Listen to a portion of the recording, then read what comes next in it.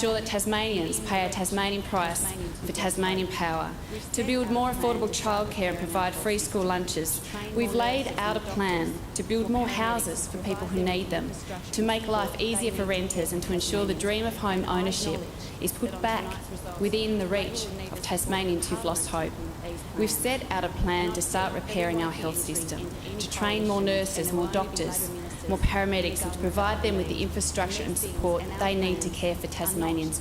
And I acknowledge that on tonight's results, Labor will need the support of the Parliament to implement these plans. And I've said that we won't be entering into any coalitions and there will only be Labor ministers in a government that I lead. And these things and our plans are not up for negotiation. But whether we get the chance to implement our agenda will depend on how things play out over the next few weeks. For tonight, it is clear that the Tasmanian community has rejected the past and wants change. It is over conflict for conflict's sake.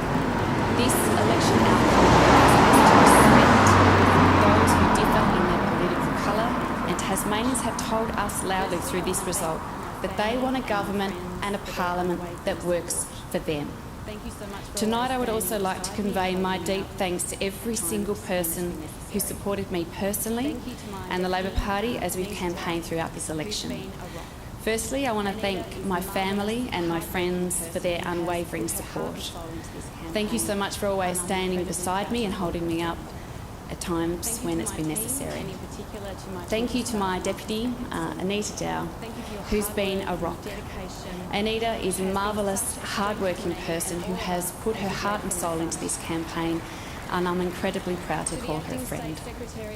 Thank you to my team, and in particular to my Chief of Staff, Marcus Atkinson. Thank you for your hard work and your dedication, which has been such a strength to me and all of us as you've led from the front. To the Acting State Secretary, Jared Moore, and to the former State Secretary, Stuart Benson. Thank you. Thank you for your commitment to our movement, for the many, many, many hours that you put in and the effort you gave to make sure that our campaign was as strong as it was. It is a privilege to do this job with some of the best and most genuine people I have ever worked with. To our candidates, and I can see some of your faces in the room tonight, whether you've been successful tonight, and whether it's still to be decided, or whether you haven't quite made it, I want to thank you for putting yourself forward. Our democracy depends on people like you, and by putting your hand up, you've done a genuine act of public service, and you've done our part.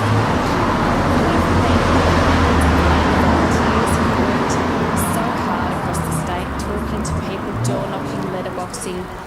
You are symptomatic of how our movement works at a grassroots level to grow support, and I'm so proud of each and every one of you. Throughout the campaign, we've elevated the stories of Tasmanians who are demanding a better future. We stood in their lounge rooms, we stood in their businesses, we sat around their kitchen tables. We helped share the story of Tasmania as it is and as it could be. And we asked for their support to help change the government so that we could deliver a better future for our state. Can I finish by saying just one last thing?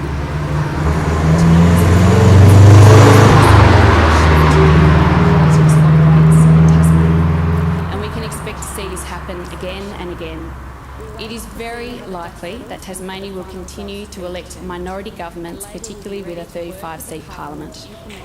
It is also clear that people voted for change this election. We'll wait to see how the dust settles and for the final results to be determined. And Labor will be ready to work with the Parliament to implement our agenda and our plan for a better future for Tasmania if that is the will of the people. Thank you.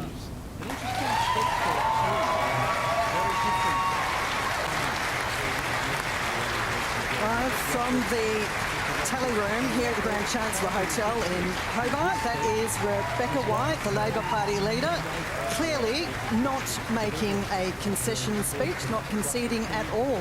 In fact, pledging to work with the Parliament of Tasmania to implement Labor's plan, if that is what the Parliament votes for, saying that it will be some time yet before the dust settles and we know exactly what the makeup is.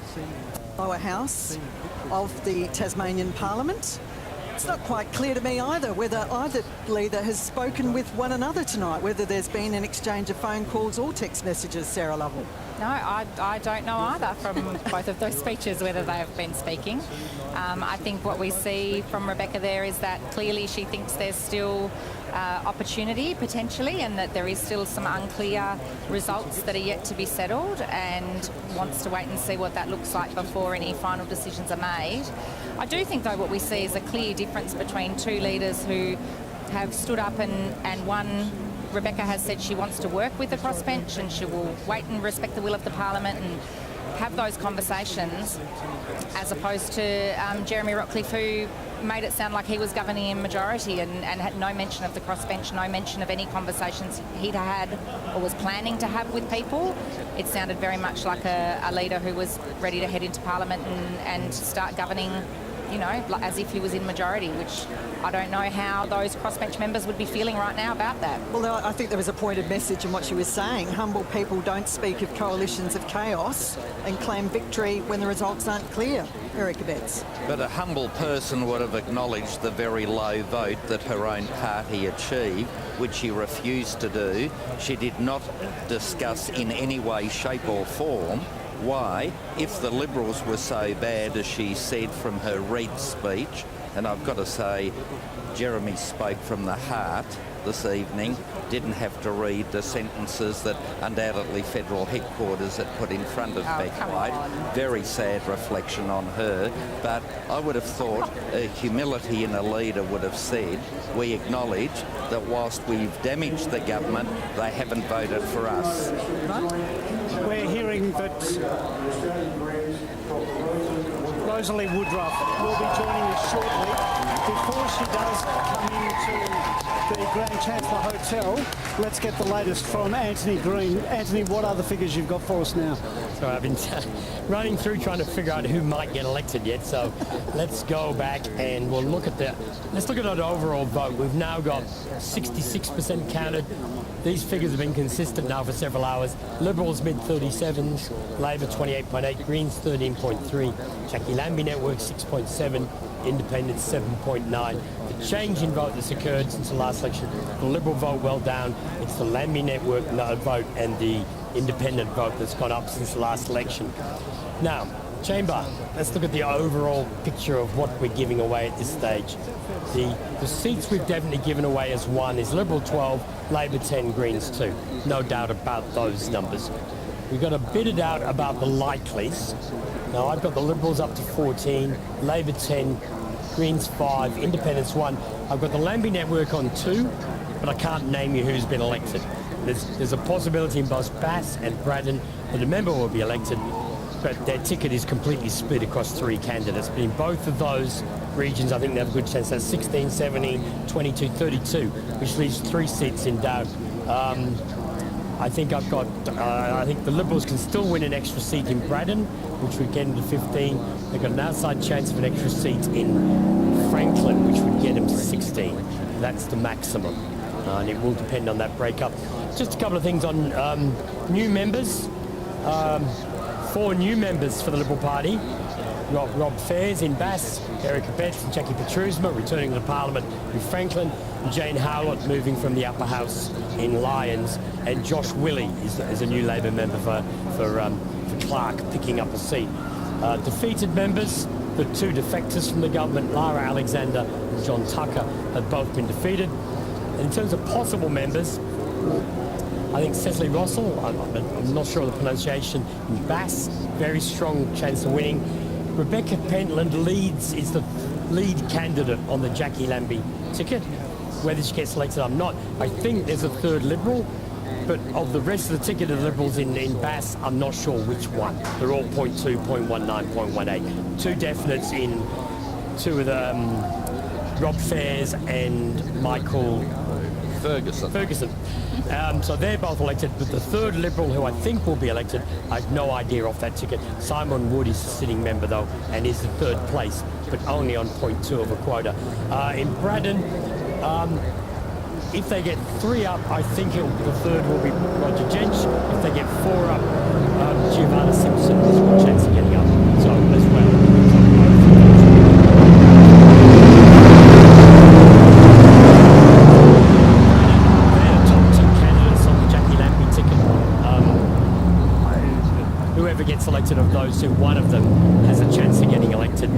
on the cut-off preferences.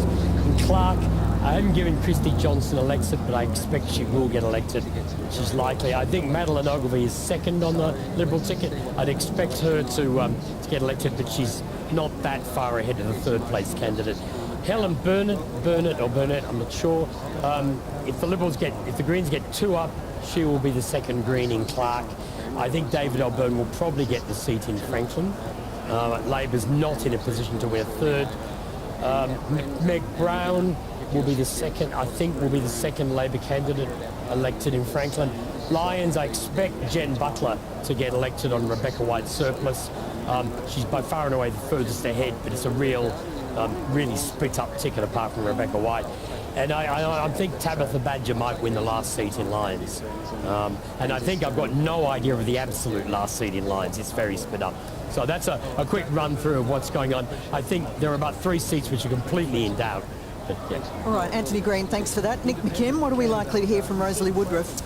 Oh, look, I think Rose will give a measured speech. There's been a swing to us. We'll pick up a seat or more in this election, and she should be really proud of the campaign she's run. It's her first campaign as leader, and she ran a really disciplined, values-based campaign that actually proposed solutions to some of the big challenges facing Tasmania. Look, just a couple of quick reflections on the speeches we've just heard. Jeremy Rockliff's, frankly, pretty graceless and delusional, I thought his speech was. I mean, he's come in with a 10% plus swing against him and basically claimed victory. I thought Rebecca White, a clear pitch to the crossbench, like very measured, humble, accepting of the result, and a clear pitch to the crossbench. Rosalie Woodruff, who has entered the hotel. Here she is.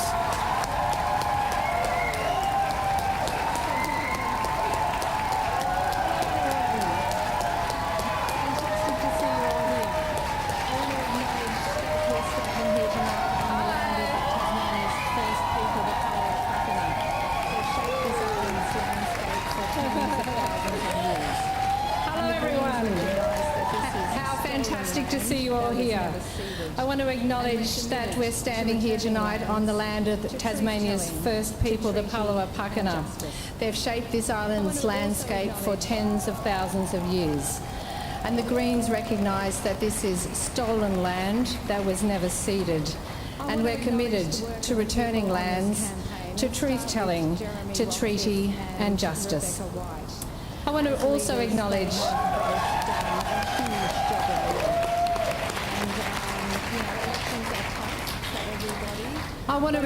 the work of the people on this campaign and start with Jeremy Rockliff and Rebecca White. As leaders, they have both done a huge job of work. And, elections are tough for everybody, but also democracy is a wonderful thing.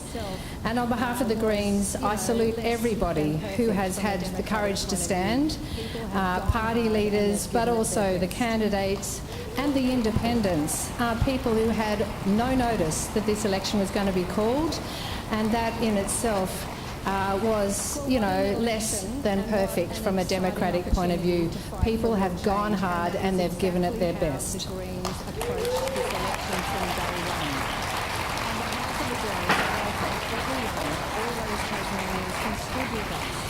Well, what an election and what an exciting opportunity to fight for real change, and that is exactly how the Greens approached this election from day one. On behalf of the Greens, I want to thank everyone, all those Tasmanians who stood with us during this campaign and publicly shared their stories. Stella, who lost her mother on the ramp at the LGH. Glenn, a victim survivor of conversion practices who travelled 2 whole days to come back to Tasmania to share his painful story. Chris, with his experience of homelessness. And Kelly and Eve, just 16 and 20, who also spoke about their housing struggles and why we desperately need youth homelessness services. Teresa Sainty, who shared the stories of Palawa people's lives in the remote southwest wilderness heritage area. The unions who fight every day.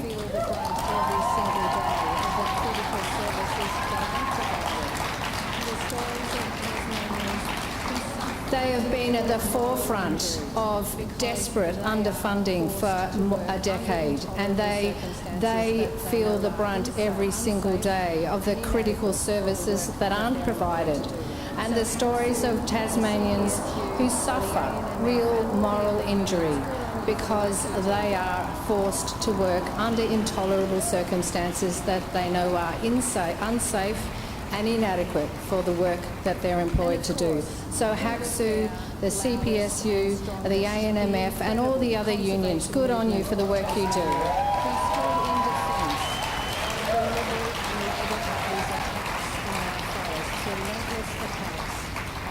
And of course, who was there loudest and strongest? The incredible conservation movement of Tasmania, who stood in defence of the Liberal and Labor Party's attacks on our forests, relentless attacks on nature and the marine environment. The thousands of Tasmanians who joined us on the streets to march to end native forest logging and burning.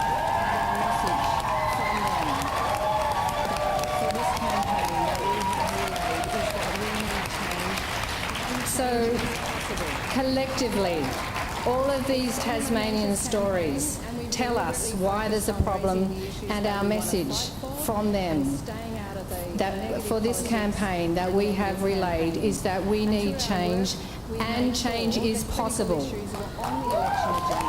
It's been a momentous campaign, and we've deliberately focused on raising the issues that we want to fight for and staying out of the negative politics and negative campaigning.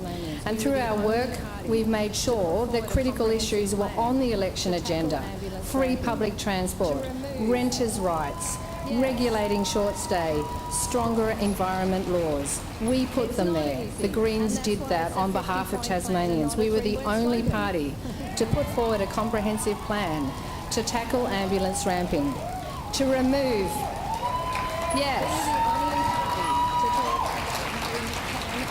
it's not easy, and that's why it's a 50-point plan and not a 3-word slogan.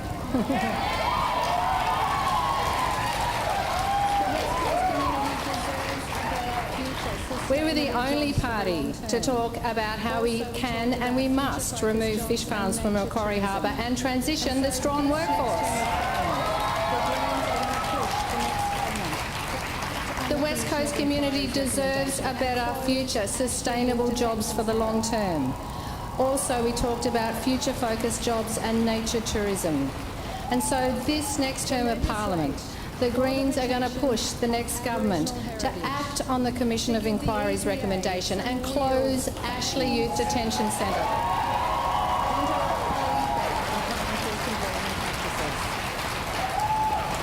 To legislate for the protection of Aboriginal heritage, to give the EPA some real fangs, and to properly ban harmful conversion practices.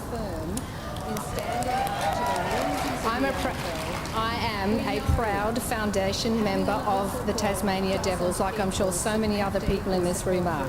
And I'm committed to defending our team and our colours. And the Greens will hold firm in standing up to the whimsies of the AFL.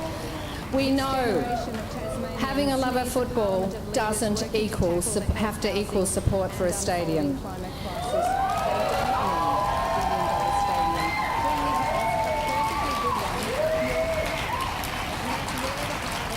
This generation of Tasmanians needs a parliament of leaders working to tackle the health, housing and unfolding climate crisis. They don't need a $1 billion stadium when we have a perfectly good one at York Park.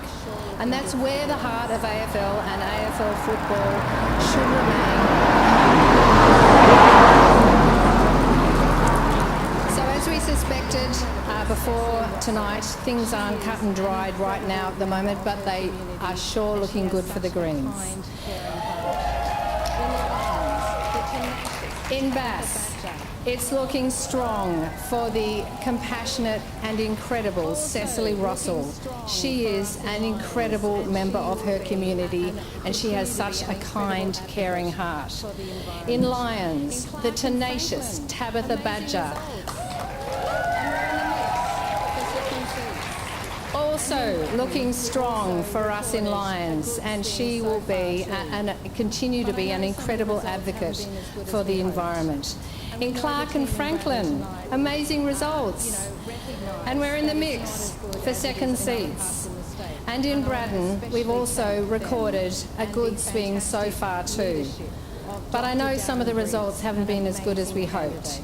And we know the team in Braddon tonight, recognise that it's not as good as it is in other parts in the state. And I want to especially thank them and the fantastic leadership of Dr. Darren Briggs, an amazing candidate. This relentless campaigning has not gone unnoticed, and we know it's just the beginning of the campaign for the Greens to win back a seat in Braddon. So the Greens don't take money from big corporations, and we've run a truly grassroots campaign across the island, and I wanted to thank the hundreds of people who are involved. We've letterboxed and put up posters and knocked on thousands of doors, much more than in any election before. I want to especially thank all of the 35 candidates, because we put up 7 candidates in each electorate. I want to thank the wisdom, the energy and the critical honesty of the past leaders. Christine, I think I can see you here at the moment. Bob Brown, Christine Milne, Peg Putt, Nick McKim and Cassie O'Connor sitting in front of me. They are rocks of strength for us and this movement. I especially want to thank the inspirational, positive and passionate young people who've campaigned to fight on the great issues of today and into the future, and the thousands of Tasmanians who've engaged with us. I want to thank the Greens campaign team, our terrific campaign manager Rachel, volunteer coordinators the duo Nina and Emma, media advisor Eddie. They gave everything possible to our incredible lead candidates. My own and Vicar Bailey's parliamentary staff, Dan, Alex, Sophie, Tom, Steve and Alice. You've worked tirelessly for 6 weeks and you've been keeping the wheels on.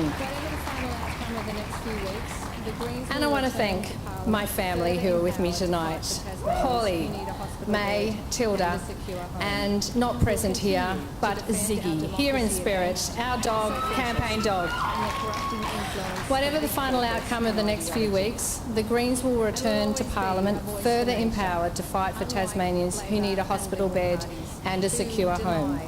We'll continue to defend our democracy against self-interest and the corrupting influence of big corporates and ideology. And we'll always be a voice for nature, unlike Labor and Liberal parties who deny the climate emergency.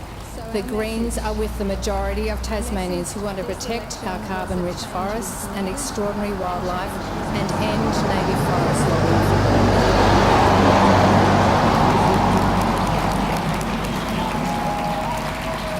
So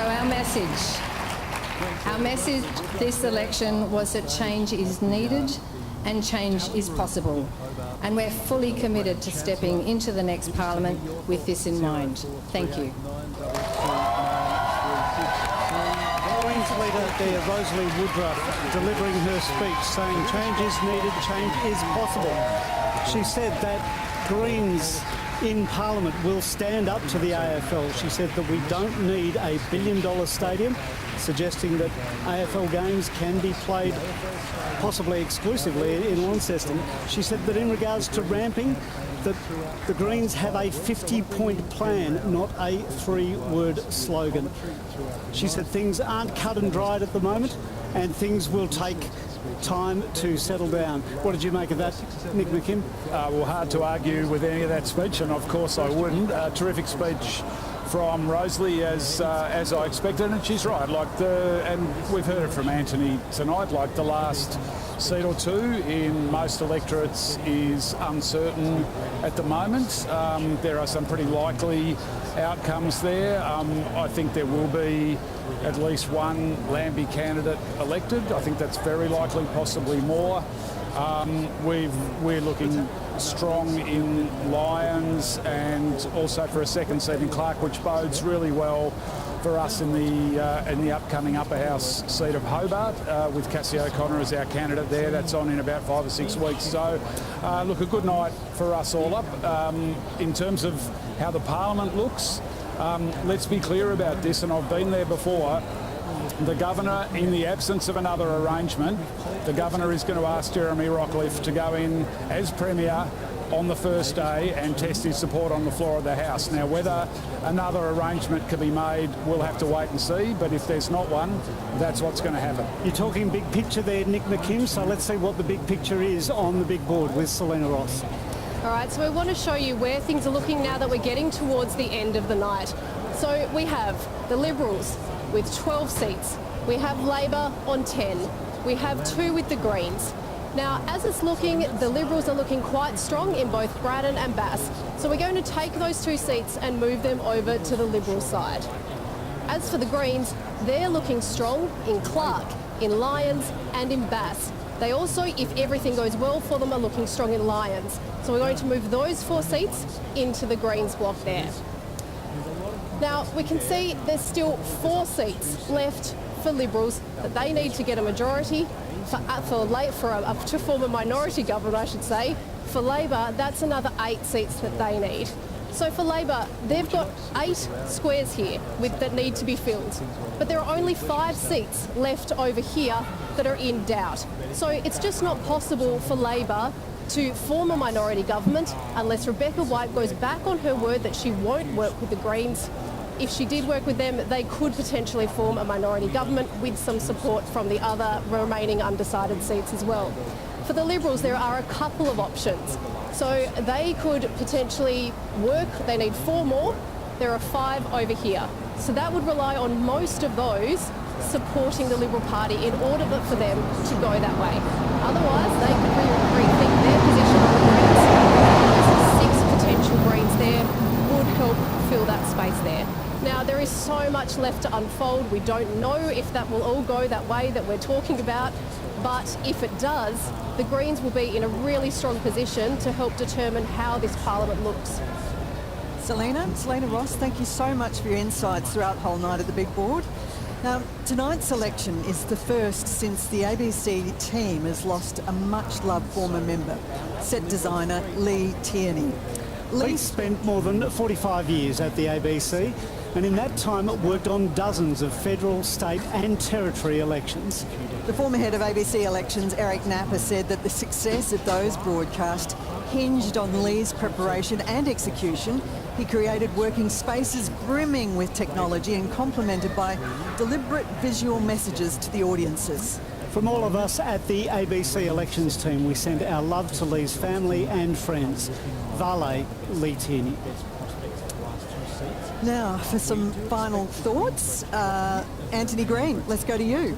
Well, I'll try and wrap up what we're seeing. The one thing I would say is at the moment, we've got very few pre-poll votes. They're coming in very late tonight, so we may have a better picture in about an hour and a half, but we're not going for another hour and a half, thankfully. Let's see the overall vote.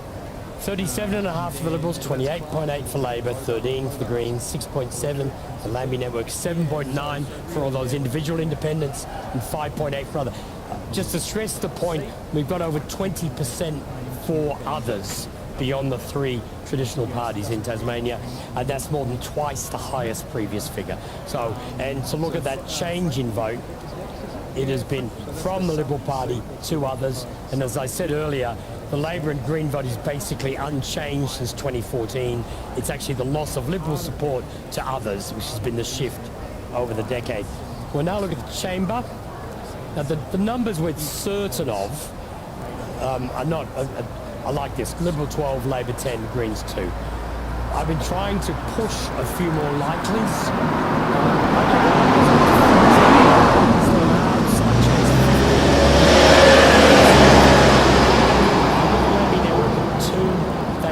Strong chance in both Braddon and Bass, but they have no lead candidate, so there's always the possibility votes will leak out of the ticket, but they have a strong chance of picking up preferences from other limited groups. 2 independents, I think David O'Byrne and Christy Johnson will be elected. 5 Greens, the 6th Green would be the 2nd seat in Franklin. Rosalie Woodruff has got 1.1 quotas.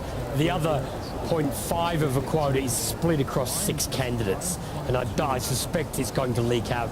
David O'Byrne is the strongest in Franklin, and I think the Liberals would be the next one, so that's potentially the 15th, but it's really impossible to tell. And it's impossible to know the last seat in Lyons as well. Labor, I'm not getting above 10. I think there's a possibility in Lyons, one of the electorates, I've forgotten which. It's that time of night. The new members, trying to deal with Hare Clark, honestly. The Lara Alexander vacated, but the Liberals have lost the seat in Brass. Eric Abetz, Jackie Petrusma, the new candidates in Franklin, with Nick Street, the possible third candidate, and in Lyons, Jane Howlett is the new member in Lyons. Defeated member, and I've just remembered there is another defeated member who's the who's the other candidate? Dean Young. Dean Young in Franklin, who was elected on the recount. So there's 3 defeated members, but both Lara Alexander and John Tucker, who were defected from the party, have been defeated, and Dean Young, who was elected on a countback, has also been defeated. So I think that's we've got some possible members. As I said, I think Cecily Rossell, I think she will win, but we haven't got any pre-polls. We've got a couple of, potentially 2 of those 3 will be elected for the Jackie Lambie Network. I think Roger Jensch will be in. Giovanni Simpson, if the Liberals get to a 4th seat, so maybe the Liberals could reach 16. Christy Johnson in Clark, I think, will be elected. Madeleine Ogilvie, I think, will be elected.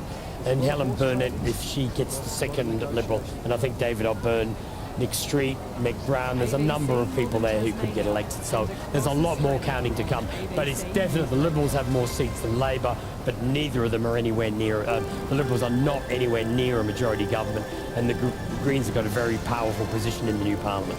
Anthony Green, as always, thank you so much for your contributions tonight. And I do know that you love Hare Clark and the Robson rotation.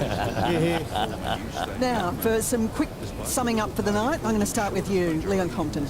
I'd say a couple of things. One is, respectfully to all of their families and the work they've put in, it looks like both the Labor and the Liberal parties might well be looking for new leadership after this. The other thing is, the idea was that the Parliament was going to expand to 35, and there'd be a greater pool of talent to draw from.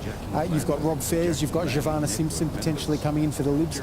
Not much for Labor, and so all of that new blood looks like it'll sit on the crossbenches. I'm not sure that is what this was initially designed to do. Emily Baker? It's a strong result for the Liberals in one sense. They've won more seats than any other party, but it's certainly not the result that they wanted. And we've gone twice now to an early election on the basis that they couldn't work with government in minority. I thought the tone from Rebecca White was very interesting. It'll be an uphill battle for her to form government. But equally, from what we've heard from Jackie Lambie tonight about her thoughts on the current government and from the Greens leader as well, I think both parties will be having some pretty tough conversations in the coming weeks. Eric Abetz. When you've suffered a loss of votes, as the Liberal Party has, there clearly has to be a time of reflection. Some of the policies that we announced will have to be looked at, be it the new tax in relation to short-stay accommodation. I know that got some feedback. The pet policy for tenants got some feedback. So there have been a few issues that will need to be considered. The method of our campaign.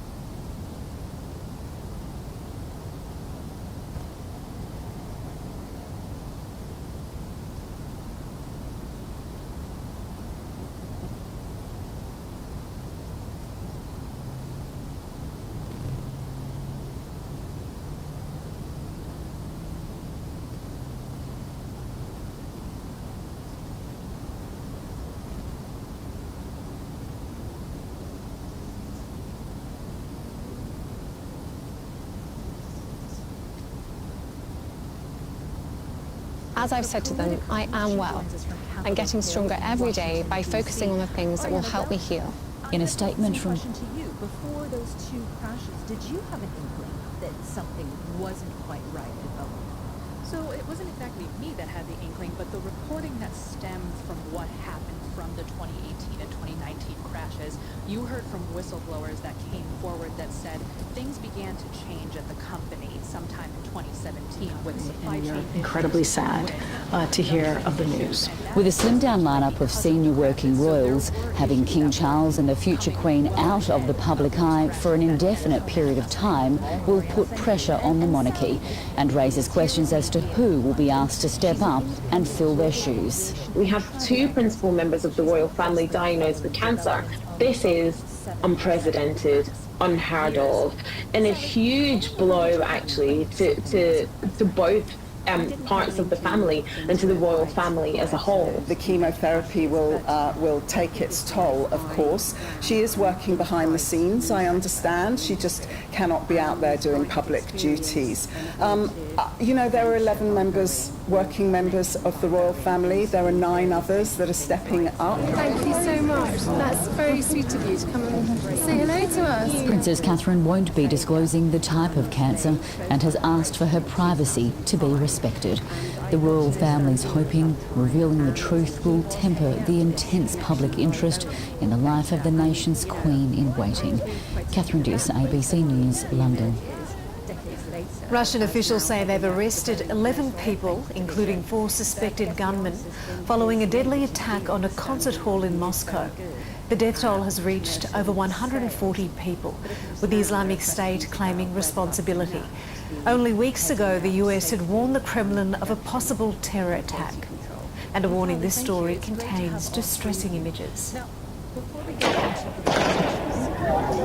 An act of terror. Gunmen walk through a Russian concert hall, firing indiscriminately. The crowd tries to run or hide.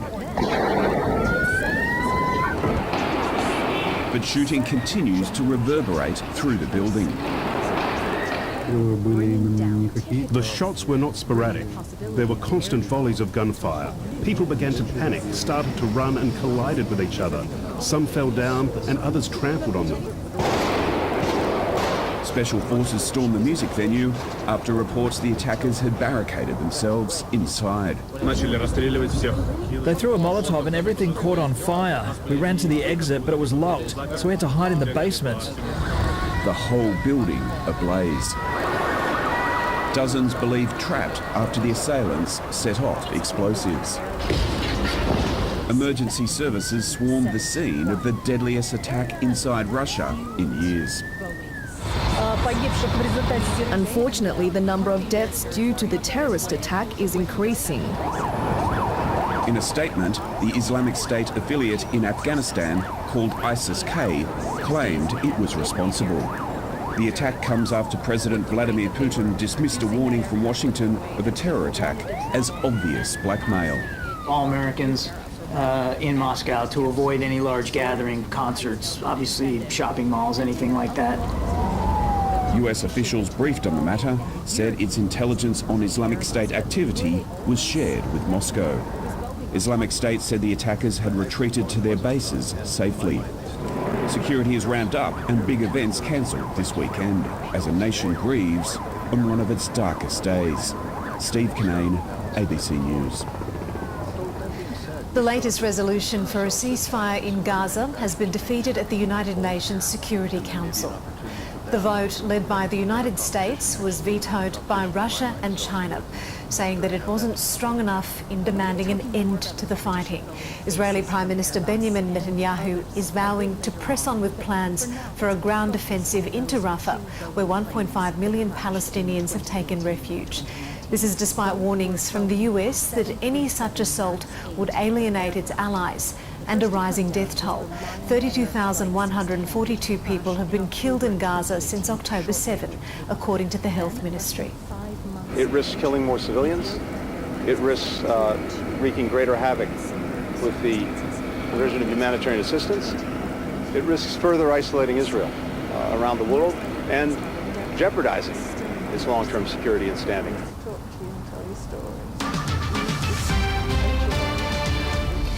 The vote count is close in South Australia's Dunstan by-election. The state Liberal leader stopping short of conceding defeat tonight, but admitting that it will be extremely difficult to retain the seat.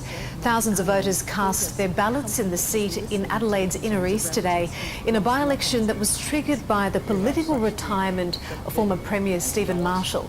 Labor candidate Cressida O'Hanlon currently holds 52.9% of the vote in a 3.4% swing to the Labor Party. Only 48% of the vote has been counted so far, and more than 7,000 pre-poll ballots will not be counted until Monday. 3 people are dead after a horror 5-vehicle crash on the Bruce Highway at Maryborough in Queensland's Wide Bay region.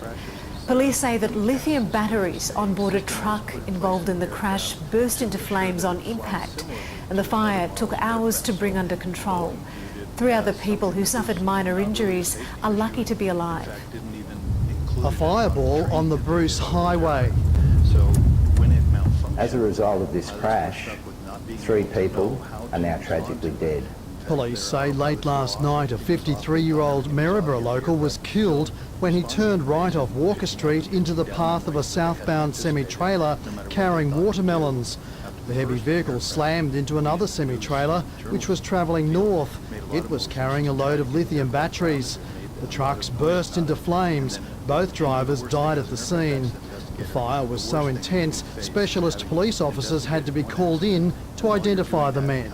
The Disaster Victim Identification Unit only comes for scenes like aeroplane crashes. 2 other vehicles travelling north also collided with the semi-trailers. A 22-year-old woman and a 27-year-old man from the Northern Territory and a 50-year-old Townsville man whose 4-wheel drive was towing a caravan received minor injuries. They were taken to hospital but have been released. Those people are lucky to be alive. The fire and the collision from those trailers, had it come within probably another metre of them, they'd all be dead. The Forensic Crash Unit is investigating. Anyone with dash camera footage is asked to contact police.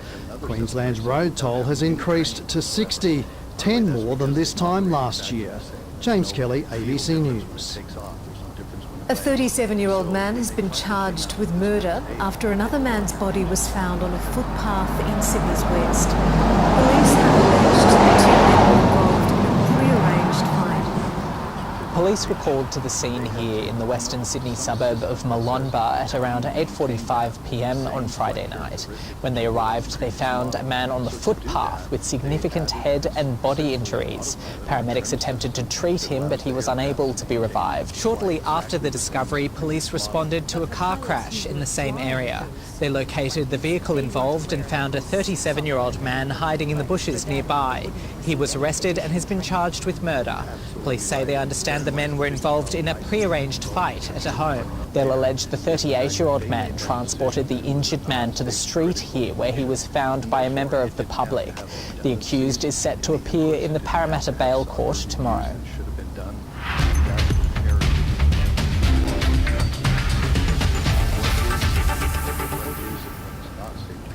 Red Bull's Max Verstappen has set a new record for the fastest lap at the Australian Grand Prix, securing pole position ahead of tomorrow's Formula One race in Melbourne. Australian McLaren driver Oscar Piastri will also start up the grid, finishing 6th fastest in qualifying, setting the stage for a blistering race in front of a record crowd. Red Bull's Max Verstappen unbeatable in 2024, but Ferrari threw down the gauntlet to start the day. There's the return of serve for Charles Leclerc clocked the fastest time in practice heading into qualifying. 3 rounds, the slowest 5 drivers are eliminated after the first 2, and Aussie Daniel Ricciardo was among them. Daniel Ricciardo has had his lap time deleted. The next big name cut, 7-time world champion Lewis Hamilton. Lewis Hamilton eliminated from qualifying 3. Red has been the fastest colour all weekend, but today Verstappen set a new benchmark. He proves his time and does a 15.9. What's the Ferrari got? Perez goes second. Is it enough for Carlos? Not quite. Carlos Sainz fell just short as Max Verstappen secured back-to-back Australian GP pole positions. Aussie Oscar Piastri will start his home race from 6th in his McLaren. More than 130,000 fans poured through the gates at Albert Park, a Saturday record. We're faster than the F1 cars, like our fans, so. Inside, Please have your tickets downloaded. and in between the racing and the noise, there are dream cars at every turn. It's a paradise for motorsport fanatics. We're all a little crazy. That's what F1 fans are known for. So I come from Bangladesh and I chose Australia, Melbourne, just so that I could watch the race. I chose to study here just for the race. Mike Lorrigan, ABC News, Melbourne. In the NRL, the Bulldogs have thrashed the Titans at Belmore 32-0. It was Canterbury's biggest win since 2021. A match that turned into a Bulldogs blitz. Preston stepping through tackles, leaving defenders in his wake. The Gold Coast were never really in it as Viliama kick out and the Dogs charged ahead. Kick out was a charge down specialist. The Titans under pressure. Boyd, well, he is just rattled at the moment. And they cracked. Perez just kept going in the tackle. Canterbury running away with their first win since July last year. Belmore is rocking and Potentially serious knee injury to captain Tino Fasua Malawali. Jared Waerea-Hargreaves celebrated his 300th NRL game. His teammates making it a night to remember. The Roosters with too many tricks for the Rabbitohs.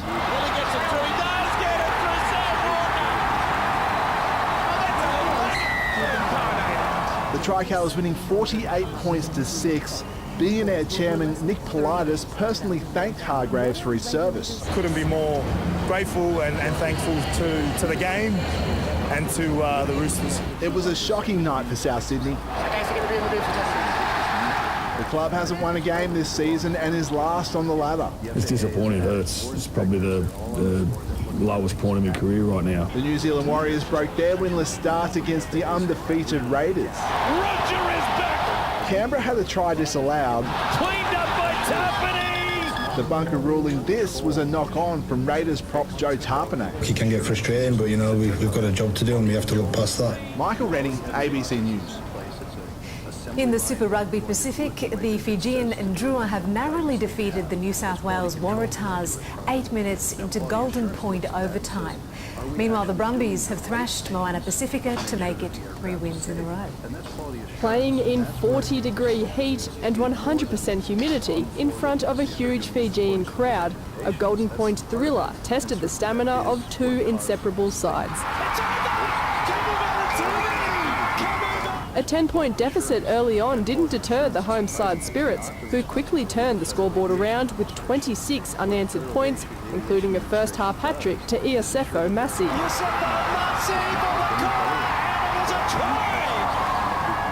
The Waratahs had some work to do in the second half, and work they did, scoring 4 tries to finish 36 all at full time.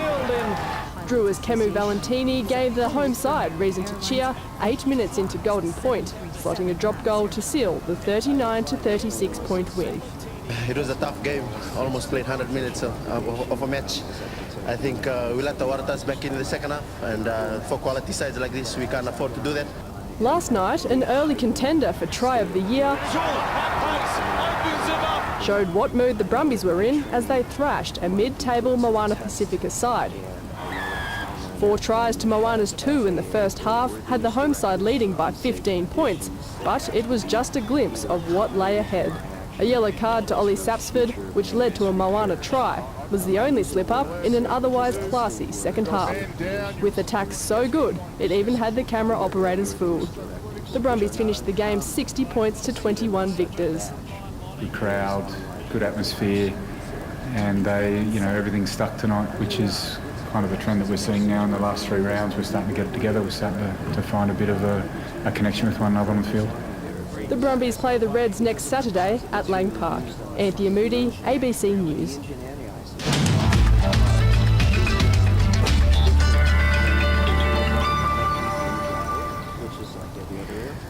On the satellite picture, low to mid-level cloud covering much of central Australia, spreading into Queensland and New South Wales. On the synoptic, showers are passing over parts of the eastern seaboard in onshore winds, mostly dry and settled conditions in the south. Looking around the country for tomorrow next, in Queensland, scattered showers right across the state, tending widespread in the north and south, with temperatures there keeping well below average. To New South Wales and the ACT, a few showers in the north, isolated showers possible in the east, dry and mostly sunny elsewhere. For Victoria, sunny and dry in the north, cloudy with isolated showers along the coast and mostly sunny in the east. In Tasmania, showers in the west and central areas, light showers extending statewide during the day. To South Australia, showers over the far north and near the southern coast, with fresh southeasterly winds moving across the state. In Western Australia, sunny along the east coast, showers and thunderstorms over the interior and windy in the southeast. And in the Northern Territory, there's a chance of showers with possible heavy falls in the south.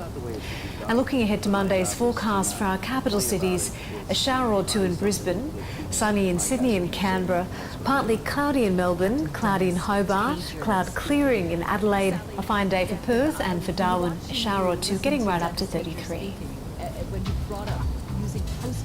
And that's the latest from ABC News. Keep up to date at news.abc.net.au and on ABC iView. I'm Mariam Saab. Stay with us for Foreign Correspondent coming up after this break.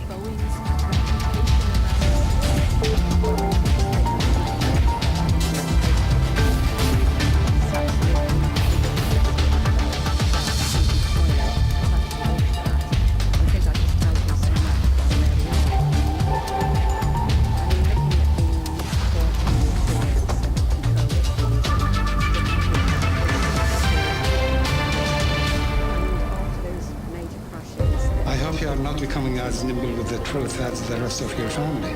This much money does not come from washing trucks. You're going to tell me what you have done right now. Right now. What's going on, Dad? I wish I knew. I thought you would at least have the decency to be honest with me. He's had it in for you from day one. You put yourself above the Almighty Creator. House of Gods, tomorrow 8:30. We'll stream the full series on ABC iView. And they've gone back to the old Aussie format of having a specialist batsman at number 6. So it's putting a lot of pressure on. ABC Listen, the big app for sport, so you'll never miss the big games. Download for free. I'm on a quest to learn what it takes to change and adapt. Just be whoever you want to be. You are changing the world. Miriam Margolyes, Impossibly Australian, starts April 9 or stream the full season on ABC iView. When you look back at your dating history, is it full of whiteys? I bet you have a million excuses. Dad! I didn't know any Asians growing up. It's like kissing your sibling. Their skin is too soft. I like body hair. The truth is, you have white fever. White fever? Jane's always had a type. I like manly men. But her love life is a mess. You clearly have a hair fetish. Her friends aren't much help. Jane's like whiter than most white people. And her parents have their own issues. Dad, Mum is not seeing anyone, right? Mum? Oh, Jane, good morning. In a fresh new comedy. Are you serious about decolonising this and this? I could date an Asian man if I wanted to. Finding love has never been so feverishly funny. There is something seriously wrong with you. That's what I'm saying. White Fever starts April 10 on ABC TV and ABC iView. How much of the blame should be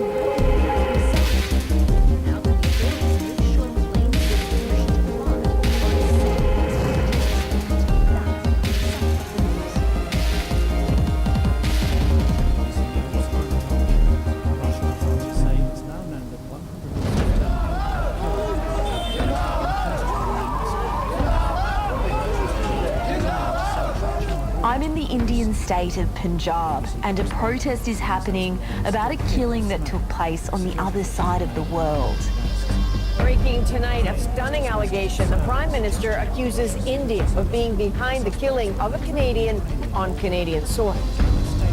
The Narendra Modi government is being accused of assassinating a Sikh separatist on foreign soil. India says those claims are absurd. We will fight against our government. We will get our freedom. We will win. It will be clear that Indian government has killed Hardeep Singh.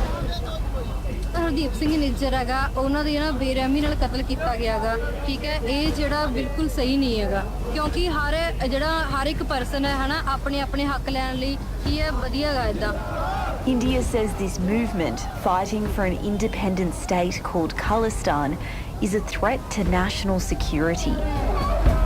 These protesters want answers. We're taking you to the heartland of this movement considered so dangerous by the Indian government. It's now at the centre of an international murder conspiracy.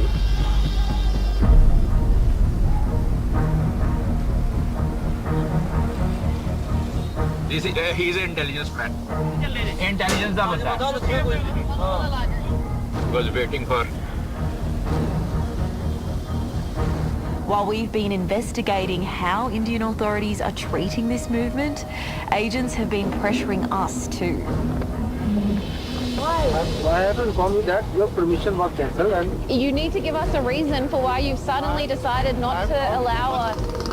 The reason I can't explain you that.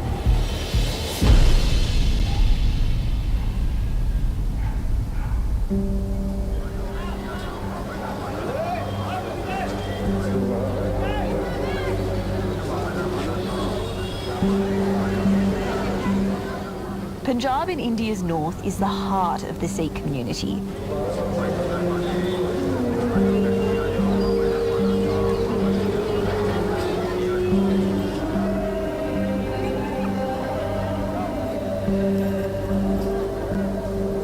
It's home to the Golden Temple, the holiest site in the Sikh religion. There are around 26 million Sikhs globally, but they make up just 2% of India. Sikhism is one of the world's youngest religions, founded in Punjab over 500 years ago. Sikhs believe in one God, equality, and service to other people.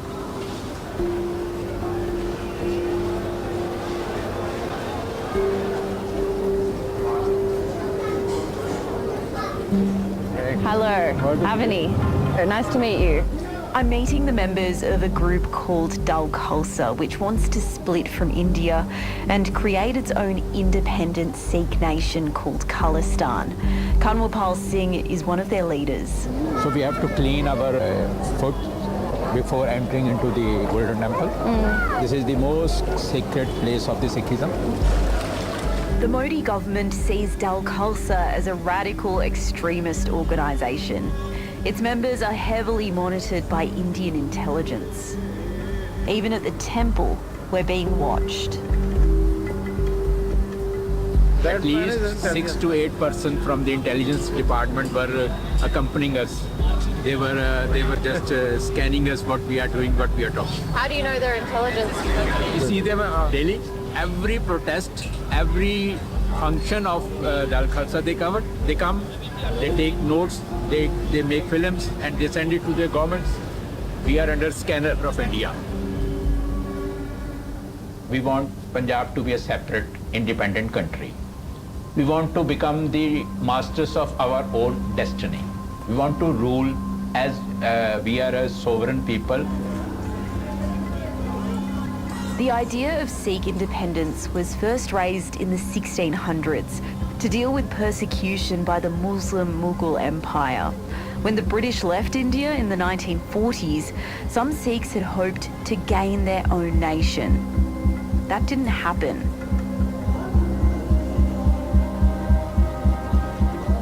The fight peaked in the 1980s when separatists took over the Golden Temple to demand independence. The Indian Army brutally stormed in with tanks, causing a 7-day shootout. It was called Operation Blue Star, and Indian authorities took back the temple. You see, these are the bullet marks. Wow. So that's actually where they were shooting? Yeah.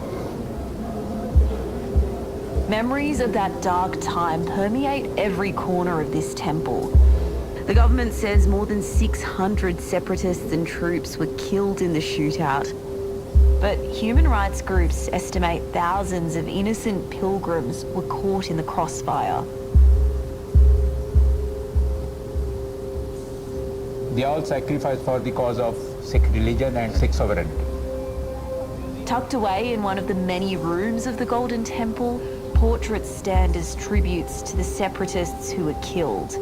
Kanwapal was just 19 at the time and knew many of these men personally.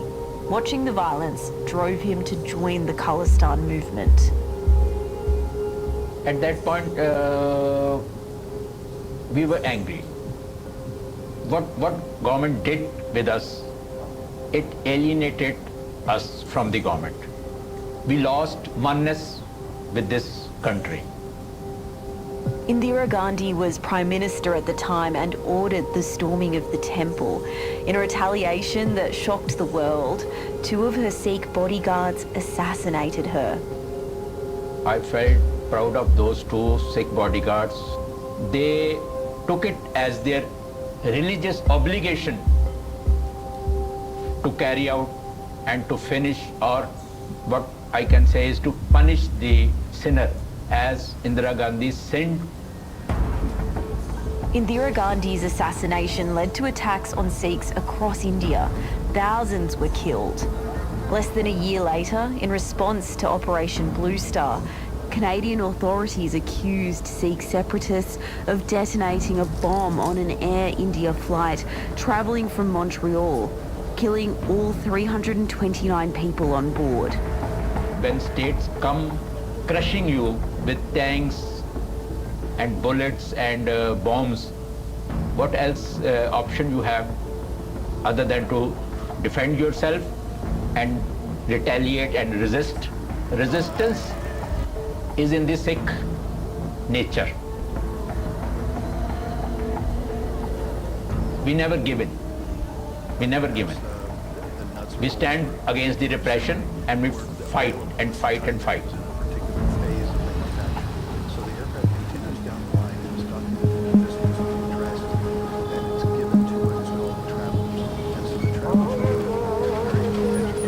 For years, the movement has been stagnant, but the recent mysterious death of Sikh separatist Hardeep Singh Nijjar in Canada has revived the fight.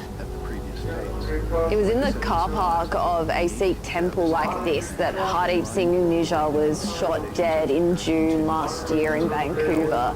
He walked out of the temple, got in his pickup truck, and police say 2 men in dark clothes and hoods shot him several times. He died then and there. At the time, it seems like a local murder, but it's turned into a major international dispute. By day, Hardeep was a plumber, married with 2 sons in Canada. By night, he was one of the leaders of an influential global Khalistan group, Sikhs for Justice. India has banned many of the separatist movements, so the Sikh diaspora is leading the fight. To prove their support for an independent state, they're holding unofficial referendums in Western nations. Hardeep was organising the Canadian vote. Who killed Hardeep Singh Nijjar? India. India wanted him back. India wanted his extradition. When India failed to get Hardeep Singh Nijjar legally, they killed him illegally. The FAA statement references delegated authority. Can you explain what it is and how it defines the relationship between the regulator and Boeing? Well, it does blur those lines between regulators and Boeing because of the fact that the FAA... There's been so much global attention on the life of Hardeep Singh Nijjar. I'm heading to his village in Punjab called Barsinghpura. I want to find out who he really was.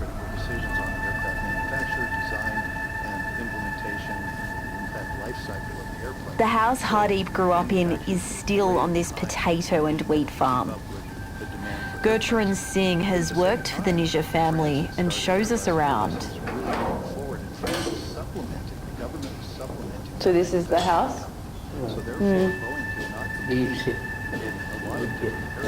Faded, dusty photos from Hardeep's life are still displayed inside. हाँ पढ़ना इत्थे बढ़ गया जन भी ऐसे करता है रस्ते में कई बार मिल जाते जाना ਹੁੰਦਾ स्कूल पे Gurcharan reveals to us that Indian police and intelligence searched this house and their village in the months leading up to Hardeep Singh Nijjar's killing. दो चार चार तो ਹੁੰਦੇ ਹੀ ਕਈ ਵਾਰ ਦੋ ਗੱਡੀਆਂ ਵੀ ਆ ਜਾਂਦੀਆਂ ਸੀ ਜਦ ਵੱਡਾ ਅਫਸਰ ਕੋਲ ਨਾਲ ਇੱਕ ਗੱਡੀ साथ ही उनके सी पेटी अंदर पेटी पे या चाबी है जैसे उनके पास ही था तो उन्हें पीछे तोड़ी है तोड़ के पीछे देखे कि साथ ही रखते थे जो बेड खोलना फिर भी साथ खड़ा कर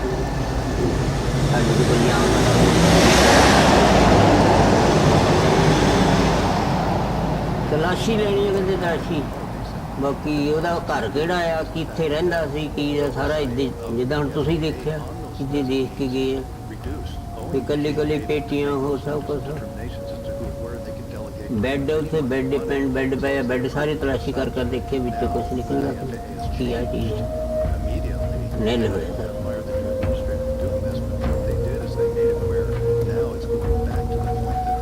Hardeep's uncle Himath still works on the family farm. He watched Hardeep grow up during the anti-Sikh violence in the late 80s and 90s. Normal सी स्कूल में पढ़ जाता ਸੀਗਾ ਤੇ ਇੱਥੇ ਆਪਣੇ ਡੈਡੀ ਨੇ ਦੁੱਧ ਦਾ ਕੰਮ ਕਰਦਾ ਸੀਗਾ ਹੋਰ 15-16 ਸਾਲ ਦੇ ਕੀ ਕਰਨਾ ਇਸ ਤੋਂ ਬਾਅਦ ਕਿਰਿਆਸੀ ਤੱਕ ਮੈਂ ਬਾਹਰ ਜਾਣਾ ਕਿਰਿਆਸੀ ਹੁੰਦੀ ਮੈਂ ਇੰਗਲੈਂਡ ਜਾਣਾ ਮੈਂ ਕੈਨੇਡਾ ਜਾਣਾ ਮੈਂ ਫਲਾਣੇ ਮੁਲਕ ਜਾਣਾ News of Hardeep's death shocked the village. सारे अफसोस करना बारी बारी आते रहे उनको मारा गया उसके लड़के अपने फादरलेस हो गए उसकी वाइफ जेड़ा मारना किसी ये कोई समस्या का हल नहीं है.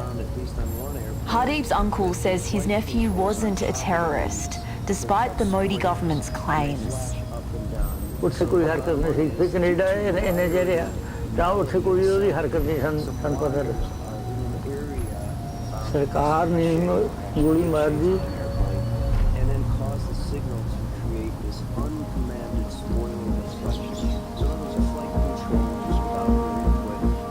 In no uncertain terms, any involvement of a foreign government in the killing of a Canadian citizen on Canadian soil is an unacceptable violation of our sovereignty. It is contrary to the fundamental rules by which free, open, and democratic societies conduct themselves. Over the past number of weeks, Canadian security agencies have been actively pursuing credible allegations of a potential link between agents of the government of India and the killing of a Canadian citizen, Hardeep Singh Nijjar. Pankaj Saran was working in India's National Security Agency in the lead up to Nijjar's death. He's since left, but it's rare someone from that secretive department sits down with media on this issue. I think we were all surprised in India when we watched and we heard because it was dramatic. The Indian government, I think, responded the way anyone would have expected them to. Basically, they said, look, this, we don't know what they're saying. And, this is not our policy. India had labelled Hardeep Singh Nijjar a terrorist, accusing him of a range of crimes like meeting militant leaders in Pakistan, flying ammunition from there to India through paragliders, and plotting killings in India. Pankaj Saran says Hardeep Singh Nijjar was on their radar. India wanted him and members of his group extradited. This was something that had been shared along with many other dossiers. We've had, I believe, almost 25 extradition requests that have been put across to the Canadians. And we have basically told them this is all the material that there is. And all we're asking you is to return them back to India so that they can be tried as per law. Was Hardeep Singh Nijjar a threat to India? They threaten India's unity and territorial integrity, and therefore they strike at the foundations of the Indian state. Pankaj Saran says protecting India's national interests is paramount. Do you think there's a scenario where Indian agents are justified in killing overseas citizens?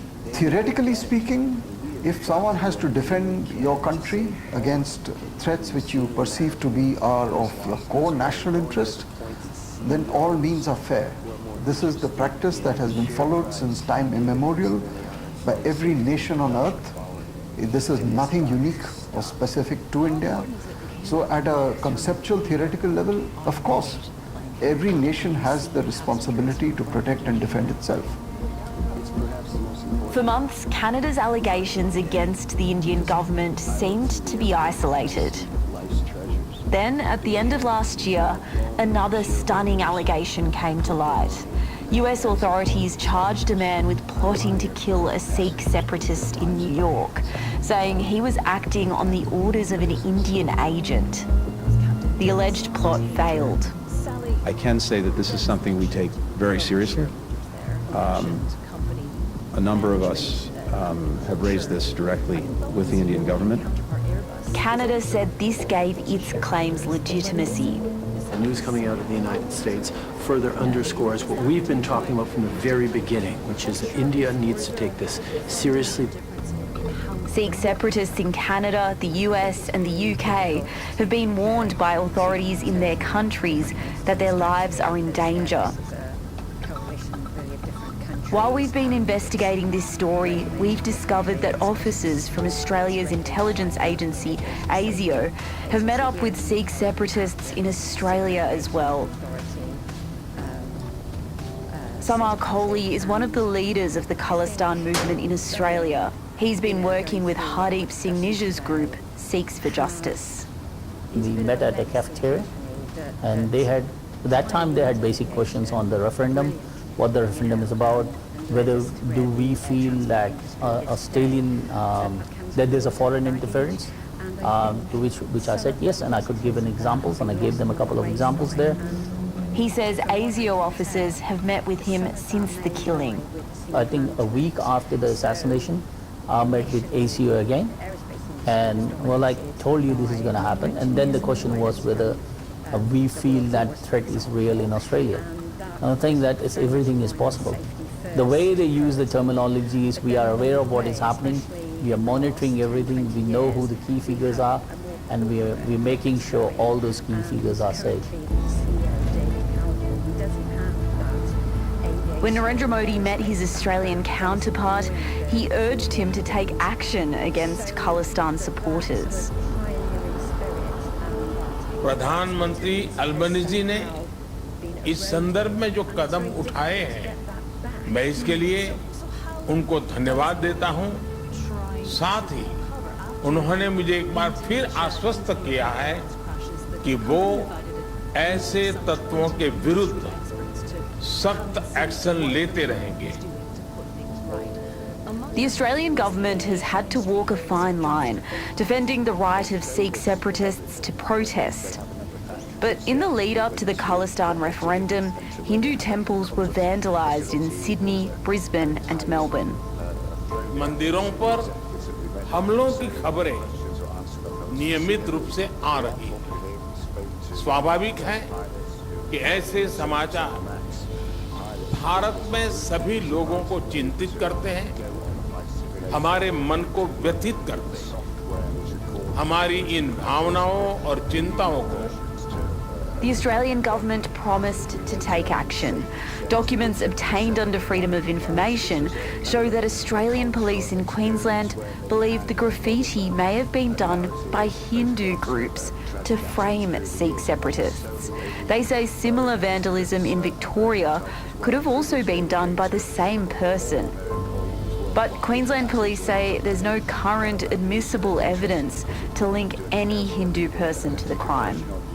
They damage their own temple and then they use it as a propaganda. Sikhs have no interest in that nonsense. The word Khalistan has been turned into something so bad. We just want our freedom.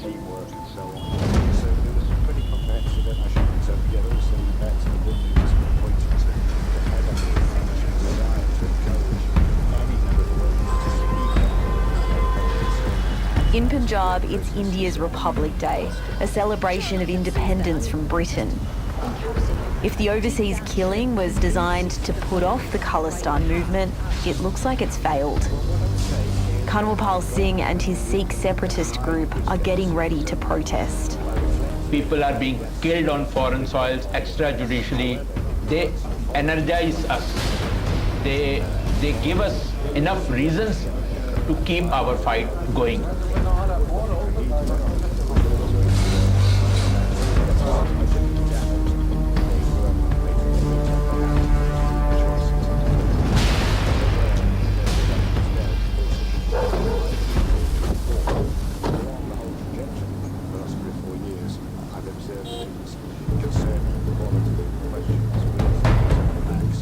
Indian intelligence is already watching, even as the separatists travel to the march.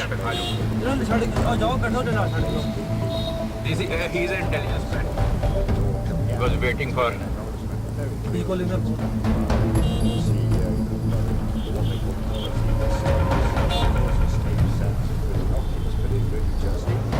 Protesters gather at a local Sikh temple. The march is heavily organised. Every protester gets a sign or a black flag.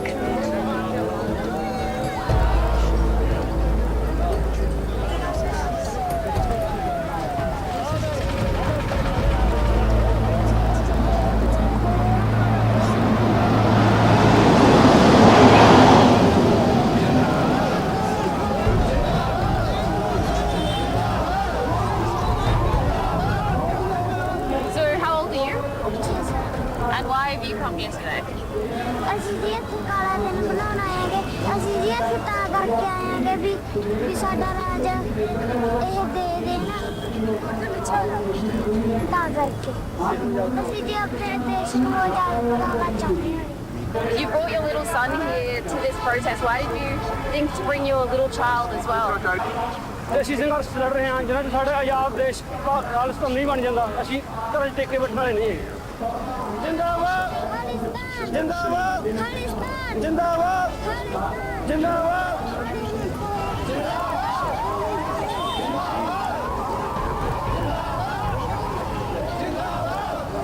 Thousands are on the streets. They've stopped traffic.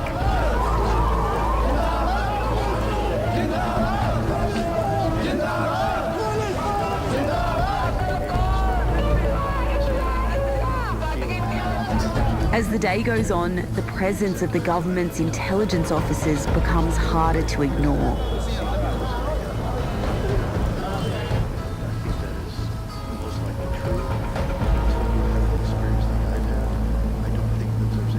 We just left the protest and we had someone come up to us at the end who said that they were a part of India's criminal intelligence department, and they asked us questions about why we spoke to people at the protest, who we spoke to, and it's just so clear that everything to do with Khalistan is so closely monitored, even to the extent that we as journalists are being questioned about this.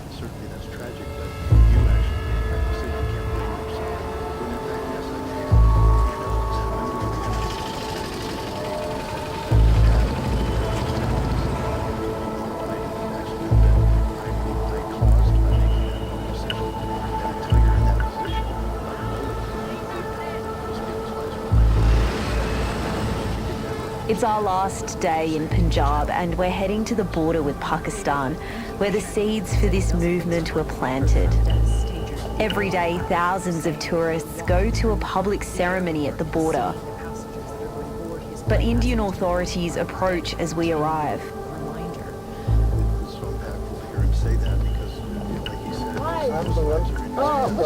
I've been talking to you on the phone. A group of Indian officers prevent us from entering the border region. But it's open to tourists. Why can't we just go in and film? Filming is not allowed. But I just don't understand what's changed in the last hour. I was talking to you last week You asked how many people are coming. I've given you all the information. Everything's organised. So I don't understand. We've come all the way here. Our crew's here. You need to give us a reason for why you've suddenly decided not to allow us to use. The reason I can't explain you that I have been directed to inform you that your permission was cancelled and we're at the India-Pakistan border. We've come here to shoot this daily ceremony. It's a public event. We were given permission by Indian authorities to do this. But as we've arrived, we've been told that we cannot do this. You can probably see over here a police officer's come, who's told us that we are not going to go inside. It's just really bizarre. The tension has been building every day that we've been shooting this story. Earlier today, I got a call from a government official asking us questions about where we've been, about our crew. It's clear that we're being really monitored and that there's concern about the story that we're doing. We made several requests to India's Foreign Minister S. Jaishankar and Narendra Modi's National Security Advisor Ajit Doval, but we didn't hear back.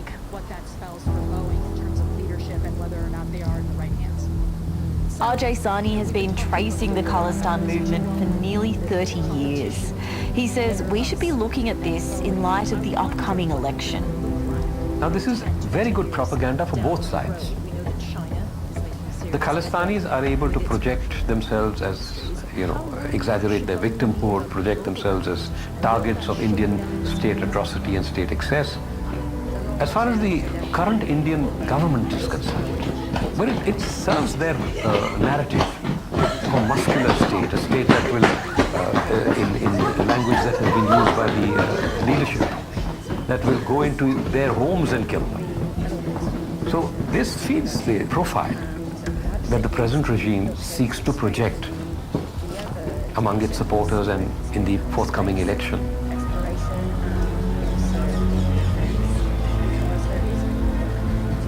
We are working as a lawful organization. There is no ban on us till date. Our office, 24-hour office is running. Our activities are transparent and very lawful. And whatever we are doing is an open secret. We have nothing to hide, and just we strongly advocate the cause of Khalistan and independent Punjab. Are you worried for your life? Thanks for your company. No, I'm not scared. It is better if enemy kills me. It's all up to the God. And you can ask Mr. Modi also. An important milestone in the development of nuclear fusion. Bringing the world closer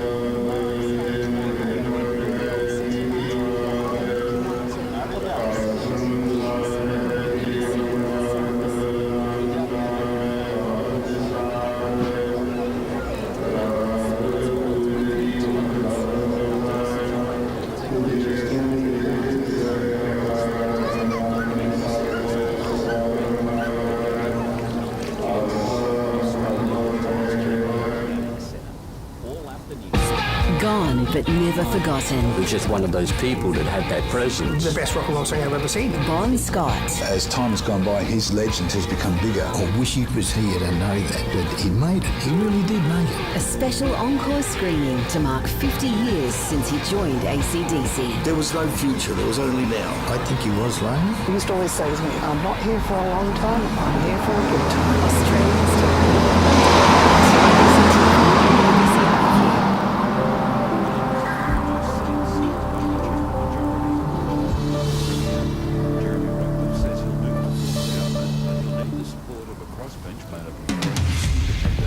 Premier Jeremy Rockcliffe claims victory in Tasmania's state election, despite projections the Liberal Party will fall short of a majority.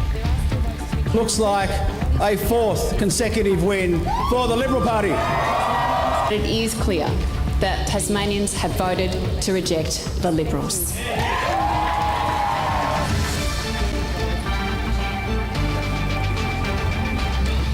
Also ahead, Catherine's cancer diagnosis. The Princess of Wales reveals that she's undergoing preventative chemotherapy. Russia arrests 11 people in connection with a deadly mass shooting in a concert hall near Moscow. And Max Verstappen sets a blistering record lap to secure pole position in the Australian Grand Prix.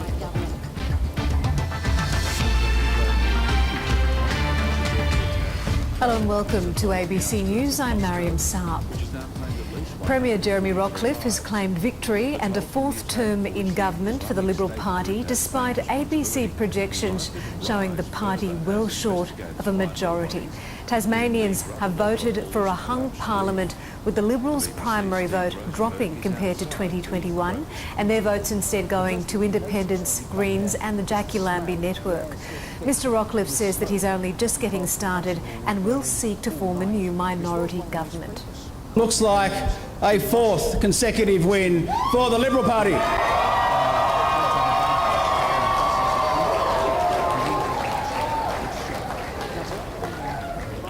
And firstly, of course, I would not be standing here today if it wasn't for my wonderful electorate of Braddon, the beautiful northwest coast, King Island and West Coast. Thank you, my Braddon.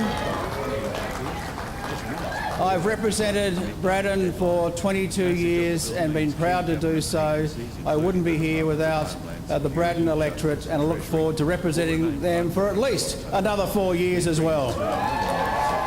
Despite Mr Rockliff's victory speech there, the Liberal Party will need to form a coalition of independent or minor party MPs in order to form a government, with no deals yet made. Labor leader Rebecca White also spoke from the tally room earlier. The Liberal government's gamble on calling an early election has backfired, and says that Tasmanians have rejected the past. There is a lot that's unclear about tonight. But it is clear that Tasmanians have voted to reject the Liberals. It's going to be a long night and likely a long few weeks until we know the exact makeup of the next Parliament. Thank you to the people of Tasmania who have chosen to give their support to Labor candidates this election. I'm proud to see so many Labor candidates across the state have been supported by their communities to be elected to represent them, and on their behalf I say thank you. I'm really proud of the campaign that Labor ran. I'm really proud of our candidates, I'm really proud of our volunteers, and I'm really proud of the plan that we laid out for the Tasmanian community this election. A plan that is grounded in putting Tasmanians first. There are still votes to be counted, but what is clear is the Liberal Party will not be getting a majority. In other news, speculation over the health of Catherine, the Princess of Wales, has run high since the release of an edited photo and alleged attempts to breach her medical records. But now Catherine has taken the brave step of releasing a personal video message confirming that she is receiving treatment for cancer. The announcement marks further uncertain terrain for the royal family, coming soon after a similar diagnosis for the King himself. This report is from our Europe correspondent, Catherine Diss in London. Good day, everyone. We're coming on the air with breaking news from the royal family. We have just learned some breaking news from Kensington Palace in London. At 6, the Princess of Wales has just announced that she is undergoing treatment for cancer. It has been an incredibly tough couple of months for our entire family, but I've had a fantastic medical team who've taken great care of me, for which I'm so grateful. In a rare video message, Princess Catherine put to bed the rumours and conspiracies that have been circulating. For parts of the eastern seaboard and southeast Western Australia. Gusty winds and showers over Tasmania with a cold front, mostly dry and settled in the south. To the capital city forecast for Sunday, Brisbane 25 with showers, Sydney 26 partly cloudy. Canberra 25, cloud clearing. Melbourne 22, partly cloudy. Hobart 19, a shower or two. Sunny 24 in Adelaide, sunny 29 in Perth. Darwin 33 with a shower or two. This is ABC News Radio. Now it's back to the BBC World Service.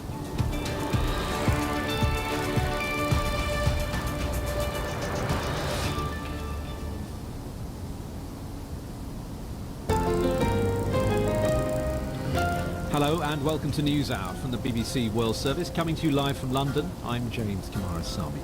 And we begin with Friday's deadly attack at the Crocus City Concert Hall on the outskirts of Moscow. As a crowd of several thousand waited for a band called Picnic to take to the stage, they didn't hear the sounds of music, but of gunfire.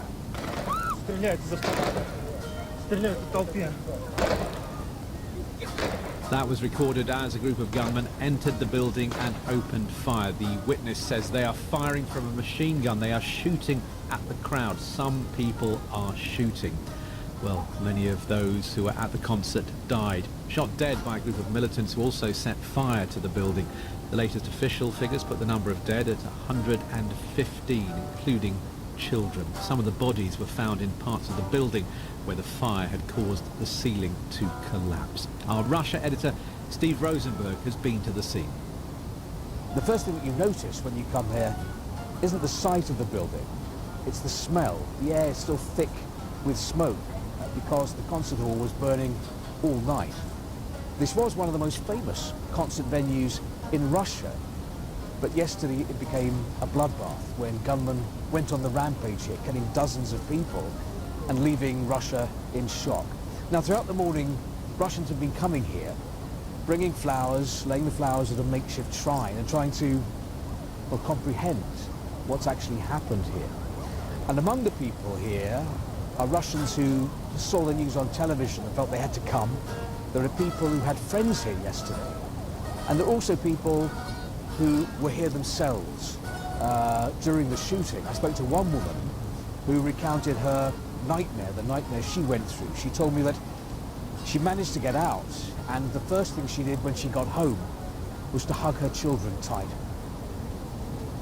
Steve Rosenberg there at the scene of the attack. Well, Eva was backstage when the attack took place. She was working as a wardrobe assistant to the band's backing dancers, and she told me what happened. I was in the dressing room with two dancers.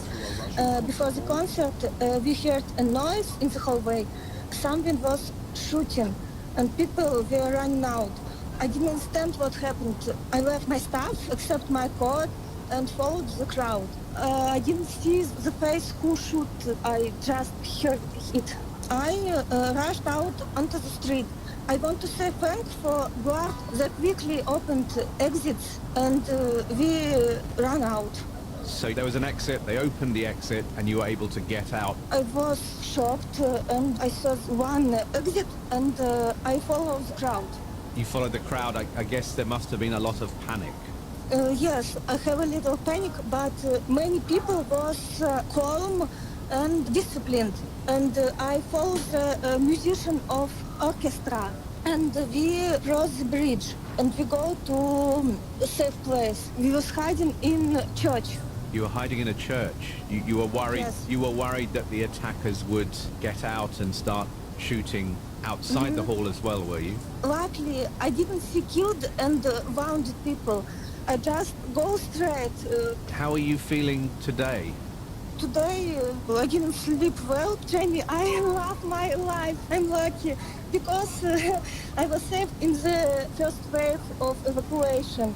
And can I ask you, if it's okay, was there anyone you know who was there that you haven't heard from? I call the man who invited me to work, and he said, Eva, go out quickly, and my dancer in the safe place, but I don't know nothing about them. So that you don't know whether the dancers managed to get out? The situation hurts me. I'm devastated.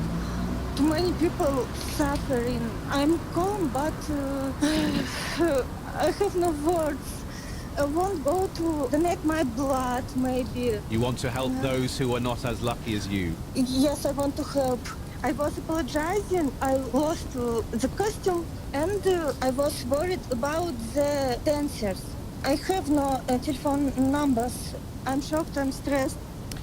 I was Eva there, who was backstage when the attack took place. Well, the Islamic State group has claimed responsibility. They've actually released images of what they say are the alleged perpetrators on their Telegram channels in the past half hour. The authorities in Moscow, though, are also linking Friday's massacre to Ukraine. The Russian Federal Security Services have said that 11 people have been detained in connection with the attack, including 4 who were directly responsible. The FSB says that the suspects had been heading to Ukraine. And in a video from Russia's investigative committee, spokeswoman Svetlana Petrenko gave this update. Назначены и проводятся баллистическое, генетическое. Ballistic, genetic and fingerprint examinations have been ordered and have been carried out on material evidence left by terrorists at the crime scene. These are automatic weapons and ammunition. Investigators have also already begun working with crime suspects who were detained by intelligence services and law enforcement agencies in the Bryansk region near the border with Ukraine. Well, just before we came on air, President Putin addressed the nation. He expressed his deep condolences to the victims' families. He said that security had been tightened in the Moscow region, and he said that all of the attackers had been caught. He announced that Sunday would be a day of national mourning, and he repeated the allegations that the attackers had been trying to flee to Ukraine. Well, the authorities in Kiev have dismissed the suggestion of any Ukrainian involvement in the attack as absurd. Andriy Yusov is a representative of the Ukrainian military intelligence agency, the GUR. Ukraine has clearly stated that it has nothing at all to do with this terrorist attack. And moreover, everything shows that Putin's regime was interested in these events. If we talk about the information that those who carried out this terrorist attack were supposedly moving towards the Ukrainian-Russian border, that looks absolutely absurd, because the Russian regions bordering Ukraine are today full of military and special services. Considering the latest events in the Volgorod and Kursk regions, where military actions are currently underway, these are frontline regions. If we are to suppose that the people who committed this terrorist attack were moving in that direction, then that means either they were stupid or suicidal, or they wanted to be caught. Andriy Yusov from the Ukrainian Military Intelligence Agency. Well, let's speak to our Eastern Europe correspondent Sarah Rainsford, who's on the line now from Kiev. Sarah, we'll get into the claims and counterclaims in a minute, but in terms of what we know about this attack, what President Putin and others are saying, what can you tell us? Well, we know what the officials in Russia are now saying, talking about Vladimir Putin in that address, talking about 11 people in total being detained, saying that 4 of them were those who directly carried out the attack. So he said those who shot and who killed defenseless people, defenseless civilians, including children. He said that Russia will find everyone who is involved, that it will establish all the details of this attack. He mentioned finding those who organized it, those who supplied the weapons, and those, he said, who ordered this terrorist attack. We have seen through the day pictures being published on social media channels of a white car, which is said to be the getaway car that these terrorists used. It was found supposedly just outside Bryansk towards Ukraine, in the direction of Ukraine. There were then pictures on social media again of at least one of the suspected gunmen sitting on his knees, quaking with fear, surrounded by what looked like soldiers or security officials, and he presumably is one of those 4 men that Vladimir Putin and also the head of the FSB have both said have now been detained and are presumably being questioned.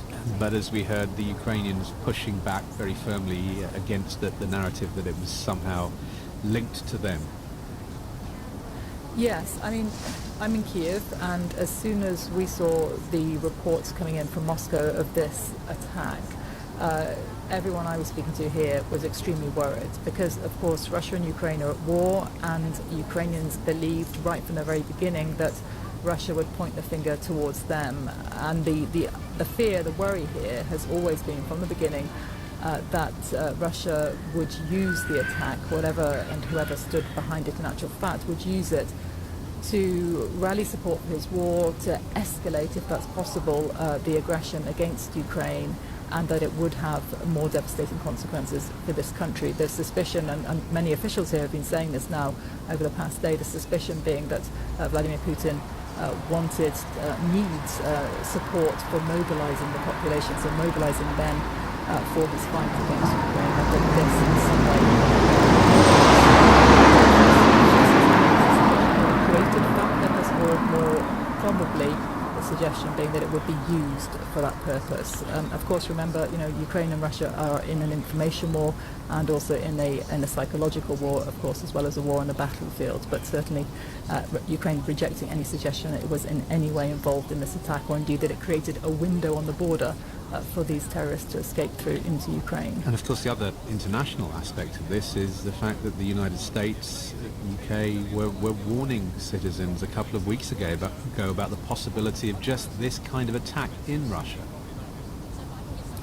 Yes, and that they published those statements on embassy websites and that Russian officials dismissed them. Vladimir Putin himself talked about it as blackmail. The foreign ministry spokeswoman was also extremely dismissive and suggesting that if there was any real information that should be passed on. Now, the United States has said that information was passed to Russia, and so the question is, did Vladimir Putin get that, and did he ignore it, and if so, why?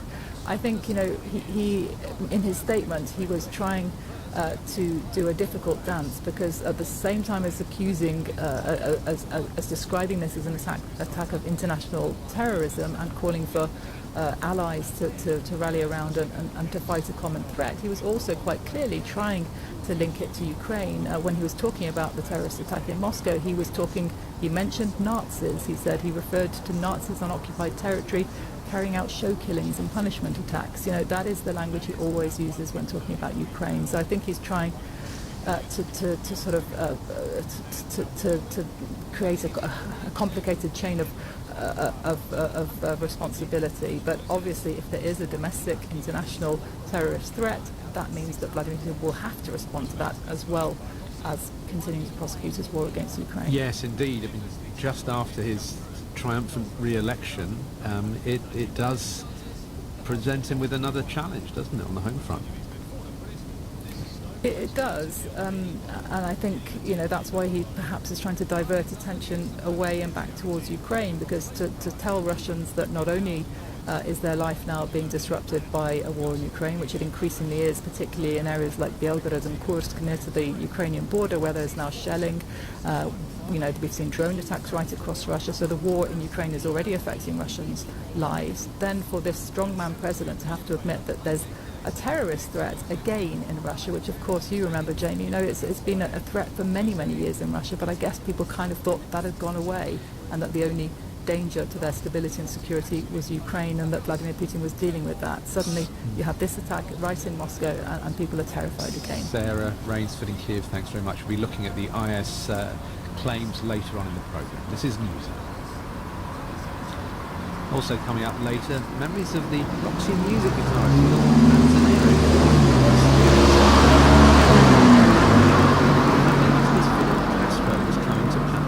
We lived opposite the chief of staff of the dictator Batista. In our garden there was a gun battle, and we were on the bathroom floor pressing our faces against the mosaic tiles. I can remember it. Headlines of this hour: Russian rescue workers digging through the ruins of a concert hall near Moscow that was attacked on Friday have discovered more bodies, bringing the total number of dead to 115. The UN Secretary-General has said during a visit to the Egypt-Gaza border that it's time to silence the guns and stop what he called a non-stop nightmare of the Palestinian people. And Indian investigators have reached the premises of a prominent opponent of Prime Minister Narendra Modi just weeks before a general election.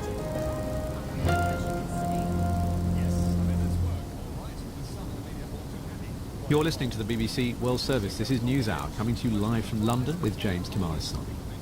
Hong Kong's new national security law, known as Article 23, has come into force today. The territory's pro-Beijing chief executive, John Lee, had called for the legislation to be rushed through, and it was, with little debate and a public consultation that only yielded a handful of critical responses. Well, Article 23 expands on parts of the 2020 national security law that was imposed by Beijing, related to the stealing of state secrets, insurrection, sabotage and external interference in Hong Kong's affairs. Mr. Lee and the authorities in mainland China say that it is a necessary safeguard against troublemakers, but Western countries have argued it further erodes democracy in the former UK territory. The UN Human Rights Chief has called it a regressive step. Carmen Lau is a former elected district councillor in Hong Kong. She's now a human rights activist who's based in the UK. So, what are her concerns? The most obvious problem is that the causes are arbitrary. It's really fake and broad that even layman citizen would have a chance to break the law. For example, there are a few causes regarding state secrets and also treasons. All of the interaction with, they say, foreign forces are being regarded as breaking the law. Simply, for example, just maybe communicating with the outside world would have been a chance to break the law if someone's reported to the authorities. Would this conversation count, for example? Yes, because communications with foreign media may also be regarded as having connections with foreign forces. You're outside Hong Kong now, so for someone outside the country, what are the implications? Because the law has extraterritorial jurisdiction, so I myself, as a person who originally from Hong Kong, would be binded by the law, it said. And apparently, as you are a foreigner to Hong Kong, that would be regarded as foreign forces as well. The 2020 national security law already had a huge impact inside Hong Kong. How much difference might this Article 23 make? I would say this Article 23 creates a even worse chilling effects to Hong Kongers, because since 2020, Hong Kongers inside Hong Kong are either being silenced or already being jailed. But then for now, it's even worse because the law has just been passed for a few days. But I've already seen some of my friends, they've deactivated their accounts on social media, even they are in fake names. As a direct response to this? Yes. Some of these people who aren't necessarily political? No, they are just like citizens who are still living inside Hong Kong. And what about international companies? Is it going to have an impact on them? Yes, definitely. There are a few sections mentioning that if businesses or companies provide fundings to what they call absconders, simply just perhaps human rights defenders or dissidents abroad, would be regarded as breaking the law as well. But if an international company decides it has nothing to do with politics, can it just go on operating as normal? The line is really thin, and I would say it really depends on how the government wants the law to be implicated. In view of all of this, how do you see the future for Hong Kong? I would say it's definitely being darker, but as other human rights defenders for Hong Kong do, I don't want to, pronounce Hong Kong as dead. As an advocate, I would say I still have hope in Hong Kong because I know that there are still people inside Hong Kong trying to resist. And that was a human rights activist from Hong Kong, now based in the UK, Carmen Lau. The British Film Institute's annual Festival of International Gay Cinema, it's called Flare, featured the European premiere of Long Live Montero. It's a full-length documentary about Lil Nas X, one of America's most acclaimed and at times controversial rappers. Vincent Dowd has met the men who made the film. 1, 2, 3, 4. Need a boy who can cuddle with me all night. Give me one, let me long, be my sunlight. The former Montero Hill, born in Georgia, has become a star worldwide as rapper and songwriter Lil Nas X. He has millions of followers online. I wonder if you got the G or the B, let me find out. He came out as gay when he was 20. The film the BFI have premiered in London is in part a record of Lil Nas X's huge energy on stage, but its makers say it's much else besides. My name is Carlos Lopez Estrada. I am one of the two directors of Lil Nas X Long Live Montero. We knew that we were going to capture a coming of age of sorts, so we were just there to see how an artist goes from being sort of like an intimate bedroom artist to being this sort of like very, very public performer. That's the intention of the doc, to capture that magic, that moment. Some people think my music is dope. Some people see me as like this satanic devil. When I was a kid, my sexuality was just like the elephant in the room. I started getting bad anxiety attacks. Coming out was very important to progress. The co-director is Zach Manuel. He shot some of the extravagantly produced concerts, as much theatre as music events. I think his audience is anyone who struggled with their identity or had struggles with expressing themselves as honestly and as truthfully as they want to. His audience is black queerness in the American South. And there's an entire legacy of black queer artists from the South that at different times in history have been washed over or have been pushed back into the closet. It gives people kind of someone to look to say, my story matters, this is my truth as well. The film talks to those fans. Lil Nas X made me realize that in order to love myself, I have to love the parts of myself that I fear. All my life I was trying to be perfect. I thought that being perfect would make up for this one flaw.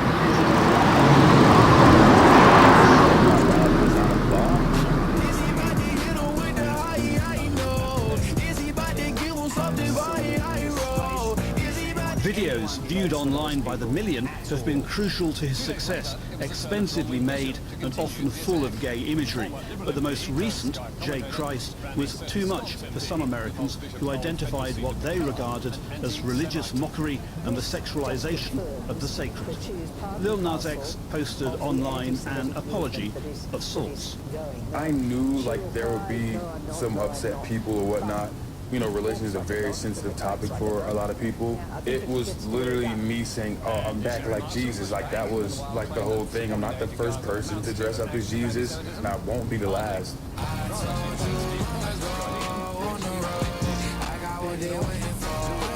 Long Live Montero is an insight into a performer whose music and mastery of social media promise a long career.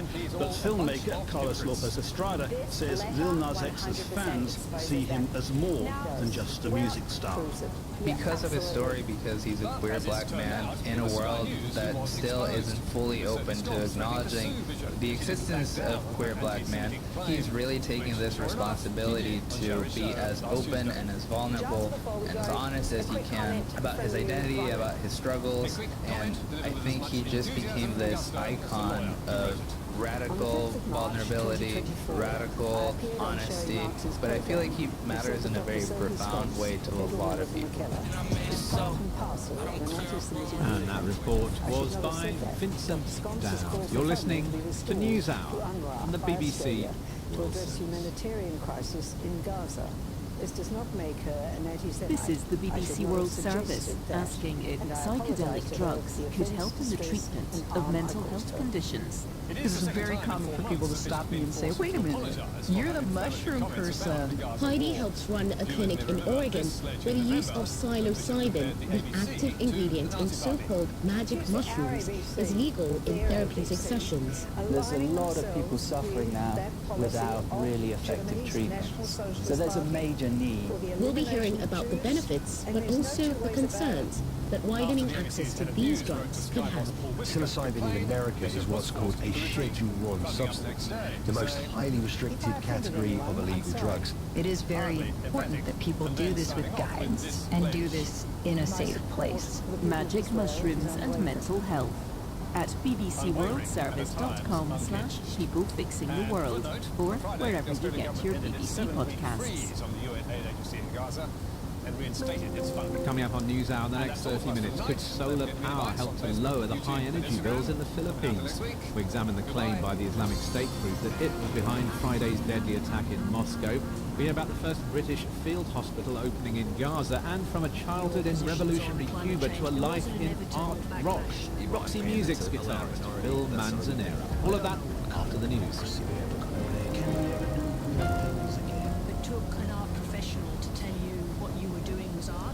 BBC News, I'm John Shaw. Russian President Vladimir Putin has said that all those involved in the attack by gunmen on a concert hall in Moscow will be punished. At least 115 people were killed when armed men entered the Crocus City Hall in a Moscow suburb on Friday and began shooting people at random. 11 suspects were arrested. The Islamic State group claimed responsibility. There's been condemnation of the attack from around the world. Ukraine has dismissed as absurd a suggestion by Russia's security service that the suspects were heading for the Ukrainian border. The UN Secretary-General, Antonio Guterres, has made a renewed call for an immediate ceasefire in Gaza. Speaking from the Egyptian side of the Rafah border crossing, he said it's time to silence the guns and stop the nightmare. Indian federal investigators have searched properties linked to a high-profile former MP weeks before a general election. Mahua Moitra is accused of taking bribes in exchange for asking questions in Parliament. She denies the allegations. Australia has introduced new rules to reduce the intake of foreign students as part of a plan to bring down the overall number of migrant arrivals. The authorities in Nigeria say 17 students and a woman who were kidnapped from a school in the northwest 2 weeks ago have been rescued. It's not clear for ransom. India has indefinitely extended a ban on exports of onions. The move is likely to increase prices in some overseas markets, including Bangladesh and Malaysia. India is the world's largest exporter of vegetables. And a British athlete has become the first woman to complete one of the world's toughest ultramarathons. Jasmine Paris finished the 160-kilometre course in the US state of Tennessee just inside the permitted time of 60 hours. She crossed the line with less than 2 minutes to spare. BBC News. Welcome back to NewsHour. The Philippines is at huge risk from the effects of climate change, typhoons and droughts becoming more common and severe. It also has some of the most expensive energy in the region. The BBC's Hannah Gelbert has been to Manila to find out about the role that solar power could play in the transition to a greener, cheaper future. I'm on the top story of a car park in the middle of Manila, and above me are row upon row of solar panels. They are helping to generate energy that goes back into the grid to help power buildings like the wall below. Now, solar is one type of renewable energy that lots of countries are embracing. It's particularly appealing here as the Philippines relies heavily on imported coal, and it has some of the most expensive energy in all of Southeast Asia. Talking to people out and about in Manila, we heard how worried they are about the climate and energy. If I say climate change, what is the first thing you think of? More difficulty in sustaining life. We know exactly what will happen to all of us if we cannot reverse that climate change. It's a tropical country, so I do believe that having too much sun or having too much heat can really affect people. Although too much sun can be harmful, solar energy is a valuable resource, and it's one of the main alternatives to fossil fuels. I spoke to Gisette Enano, a local journalist, and Joshua Miguel Lopez, an energy engineer, about why electricity costs so much. I think the primary reasons the way we get our power is so centralized, and coal in the Philippines, most of it is imported from other countries, and so we are heavily reliant on the world market.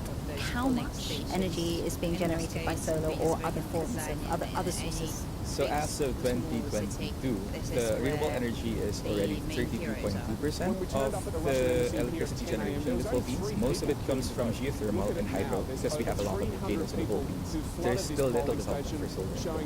Based on the potential of rooftop solar in one of the recent studies by Climate Analytics, rooftop solar alone could already supply the electricity needs back in 2020. But a transition to renewable energy has to be done in the right way. This is Mitzi Janelle Tan, a local climate activist. Something that's already happening today where a lot of solar farms are displacing farmers who do not own their own land. A lot of hydro dams are displacing indigenous communities and causing floods to nearby communities. And you have these projects that aren't actually consulted with the communities, consulted with experts on how to address the energy issue. And I think our energy people are still considering the energy crisis separate from the climate and biodiversity crisis. If we have the renewable energy but it destroys biodiversity in the process, that makes us more vulnerable to climate impacts, which makes electricity more difficult for us to have, and it just becomes a loop. So we really need to have a holistic approach when approaching this. I'm back here on the roof of the car park, and it was so interesting to hear about how solar could be part of a much-needed move towards renewable energy. Feeling the heat here, it is easy to imagine why.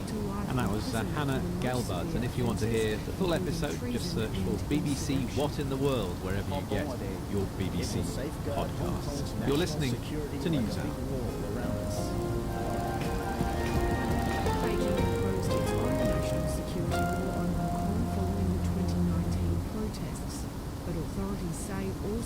You're listening to the BBC World Service, and this is News Hour, coming to you live from our studios in central London with James Camarazami. Let's return to our top story today, because the official number of people who were killed in the gun attack on a concert hall near Moscow on Friday has now risen to 133. That's according to the Russian Investigative Committee. President Putin has said that 11 people, including 4 who were directly involved in the attack, have been arrested. The attack has been claimed by the Islamic State group, and more details have been coming out from them in the past hour or so. Let's join Mina Alami, who's BBC Monitoring's jihadism specialist now. Mina, just bring us up to date. What is being claimed by IS? Well, actually, within the last half hour, IS issued an update to the initial claim it made yesterday. And in that update, it provided more details about the attack, about how many militants were involved. So in terms of the assailants, it said 4 armed men were involved in the attack. Did not clarify their current status. Yesterday it said they all left the site safely. It said they used a combination of machine guns, knives, and security bombs, that they set fire to parts of the hall, and that they shot dead many of the people in the crowd. It also said that they beheaded some of the victims, and the group did not, in the update, it did not attribute the attack to any of its global branches or affiliates. The IS operates, for example, in Russia in the name of a so-called Caucasus branch, and some people have been speculating that it might be the doing of its Afghanistan Khorasan branch, or ISIS-K or ISK. The group has not yet clarified that which branch is responsible. In terms of the motive, it said that the attack comes in the context of the normal, in its words, so I'm citing IS, in the normal context of the war between the Islamic State and countries that are fighting Islam. Again, that is in IS's word. So simply that, it will fight like the US, Russia, and all these countries. So nothing specific attached to Russia itself, but part of the ongoing war between IS and its enemies. And does this sort of action make sense? Does it fit into a pattern? So IS has really rarely carried out successful attacks in Russia. In the past years ago, really, it carried out a number of very low-profile small attacks established here in mainland Russia. It has mostly carried out attacks against security forces, police members in Russian republics like Dagestan, Chechnya, but not in Russia itself. So this attack, it is out of the ordinary in terms of the scale of it.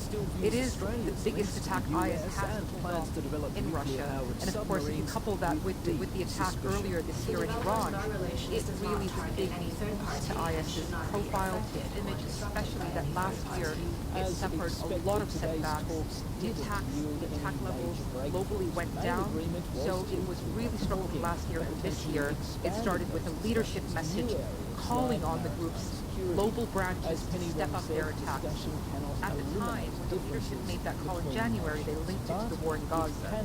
But the subsequent attacks weren't really linked to the war in Gaza, and I think at least now with the latest motive it gave, it did not link it to the war in Gaza. It simply just said it's part of the ongoing war. Yes, and the timing of this is interesting, isn't it? Just after the re-election of President Putin. Clearly, we're looking at this in the context we did earlier with Sarah Rainsford of the war between Russia and Ukraine, but there are other timelines, other aspects to all this. Yeah, I mean, it's interesting. So I haven't yet mentioned that. We are expecting more detailed claim from IS to maybe say something about the affiliates unaffiliated branch, but its supporters have definitely picked on this angle. And they said, this is our president, this is our president, this is the IS president to Putin over his re-election. So they've been gloating about the re-election, saying this border with the Gaza Strip, where people faced starvation, was a moral outrage. I carry the voices of the vast majority of the world who have seen enough, who have had enough, and who still believe that human dignity and decency must define us as a global community. It is our only hope. It's trying to truly flood Gaza with life-saving aid. The choice is clear, either search or starvation. Let's choose the side of help, the side of hope, and the right side of history. Guterres also called for the release of the hostages who were taken from Israel on October the 7th, and for international support for the UN's relief agency UNRWA. Well, his visit comes as the first British field hospital has been set up in Gaza with the ability to provide basic medical services as well as surgical and inpatient care. It's due to be fully functioning early next week. The organisation behind the facility, UK Med, is funded by the UK Foreign Office, and it deploys staff from Britain's National Health Service to emergencies around the world. From Jerusalem, our senior international correspondent Paula Gearin sent this report. Frail, bones protruding and clinging to life. In the desert sands of Al-Mawasi, north of Rafah, there's a British building site. The aid group, UK Med, is setting up a field hospital. Eventually it will cover an area the size of 2 football fields. We'll have 12, at least 12 patients in each of these rooms. And there are 3 rooms. So 12 CEO David Whittick says they're working around the clock. When their trucks got held up at the border, they got started with local timber from destroyed buildings. It took a lot of negotiation to get land. It took a lot of negotiation to get things across the border. It's been a challenge to find staff. It's been a challenge to communicate. None of the phones work. None of the internet works. And everything somehow has to be made to work in order to bring essential, urgent, life-saving services to people. They are already seeing about 100 outpatients a day at the field hospital and expect to double that soon. Doctors are ready to treat everything from minor illnesses to gunshot wounds. A surgical team from the aid group has already been working in the chaos of Al-Aqsa, one of Gaza's main hospitals. It's hard to get a trolley through, but a 12-year-old boy called Anas is on his way to surgery. He has a broken leg and wounds to his face. Anas says he was playing when his neighborhood was bombed. He was injured, and his mother and 6-month-old baby brother were killed. Anas's surgery goes well, but the team have seen some of the worst that war can do.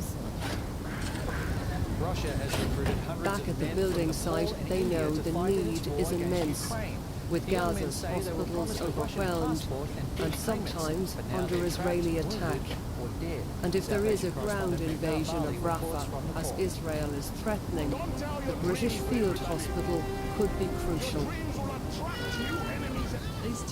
And that report was by Paula Gearin. Well, I mentioned the lack of a Gaza ceasefire resolution being passed at the United Nations. The latest attempt was an American proposal. It was linked to a hostage release deal, and it was vetoed by Russia and China on Friday. It was the first time America had supported calls for an immediate ceasefire. My colleague Julian Marshall has been speaking to the Palestinian ambassador to the United Nations, Riyad Mansour.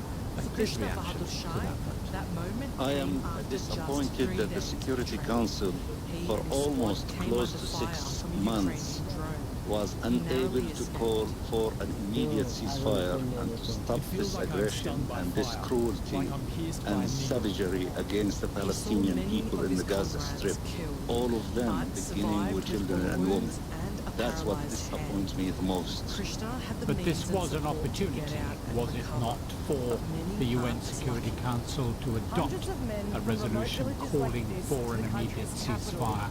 It did not call for an immediate ceasefire. It expressed the urgency and importance of a ceasefire connected with the release of the hostages. And I must add, those who put that draft resolution, and here I'm saying the United States, if they are genuine about, they wanted a ceasefire and to stop this killing and to continue negotiating with others in Doha and in Egypt, who is stopping them from unilaterally telling Israel, stop the killing, stop the fighting, and they continue negotiating the release of the hostages? I mean, it could be argued that what's happening at the UN Security Council is that rival nations are playing politics, and that a chance for a ceasefire has slipped through their fingers amidst this geopolitical squabbling. The draft resolution that you referred to was not a chance for a ceasefire. It's expressing the urgency of a ceasefire. It did not call for it. And also the expressing the urgency connected with the release of the hostages.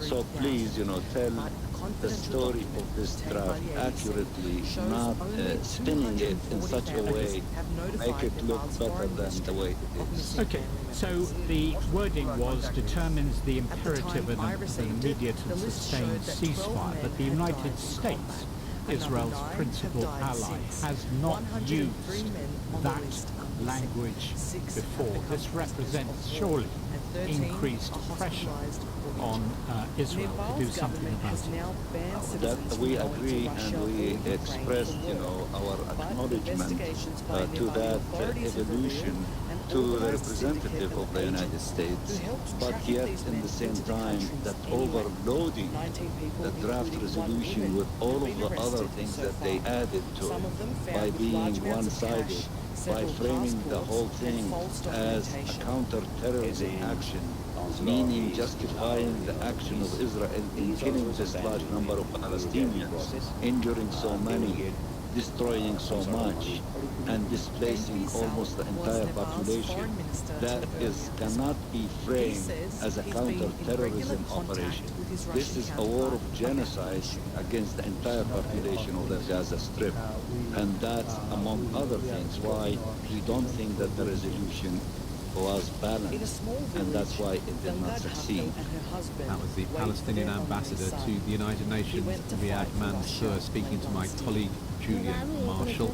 And NewsHour did approach the Israeli and American ambassadors to the United Nations for an interview, but without success. You're listening to the BBC World Service, and this is NewsHour, coming to you live from London with James Morrison. But when he got to Moscow, there was no agent and no phone. The next time his parents heard from him was in this They treat you like a wild This animal. is the BBC World Service asking, is County Mayo's Gaelic football team cursed? They've come to see the game of the year. The year is 1951, and County Mayo have just won the sport's biggest prize. The troop make their way out of Dublin's Croke Park Stadium, but in the midst of such elation, there's a funeral. And for the priest leading the congregation, this sacrilege must be punished. A curse exits his lips. Damnation be upon every one of you. County Mayo will never win. It came to pass. There's some finals that they really shouldn't have lost, so I put it down to the curse. Or could it be more a self-fulfilling prophecy? Does thinking you're cursed make you act like you're cursed? It's in the mindset that we get this far every year and we just can't get over the last step. The intrigue is palpable. The Curse of County Mayo at bbcworldservice.com. A reminder of our top stories. Our Russian rescue workers digging through the ruins of a concert hall near Moscow that was attacked on Friday have discovered more bodies, bringing the total number of dead to 133. In the past hour, the Russian President Vladimir Putin said said that all those involved would be punished. All those who were shooting and killing people were found and detained. They tried to hide and were moving towards Ukraine, where, according to preliminary information for them, from the Ukrainian side, a window to cross the border had been prepared. Ukrainian officials have denied being involved in the attack. One other headline, the UN Security Secretary General has said during a visit to the Egypt-Gaza border that it's time to silence the guns and stop what he called the non-stop nightmare of the Palestinian people. And also deployed a number of army vehicles to help farmers to clean up their crop waste and send it to biofuel factories. You're listening to the BBC World Service, and this is News Hour, coming to you live from London with James Morrison. As the guitarist with the band Roxy Music, Phil Manzanera has had a long and very successful musical career, apart from his 50 years on and off with the art rock band led by Brian Ferry, whose hits include Love is the Drug and more than this. He's worked with the likes of David Gilmour of Pink Floyd, Robert Wyatt, and on the solo projects of former Roxy Music member Brian Eno. But as the Spanish-speaking son of a Colombian mother, he has also produced and played with a range of bands from Latin America. Well, Phil Manzanera's new memoir, Revolución to Roxy, chronicles his varied career and also his childhood adventures in South America, where his English father, who he suspects was a spy, had various postings ostensibly with BOAC, which was the forerunner of British Airways. Those adventures include living in Havana during the revolution that brought Fidel Castro. I began my conversation with Phil Manzanera with his memories of Cuba. When I was 6 years old, 1957, my father was posted to open up the office. I was Colombian, and I went from black and white London to Technicolor Havana, palm trees, blue skies. We always seemed to be going to places where there was trouble. So you assume your father in some way worked for the agency? We went and found his letters up Churchill College. The things like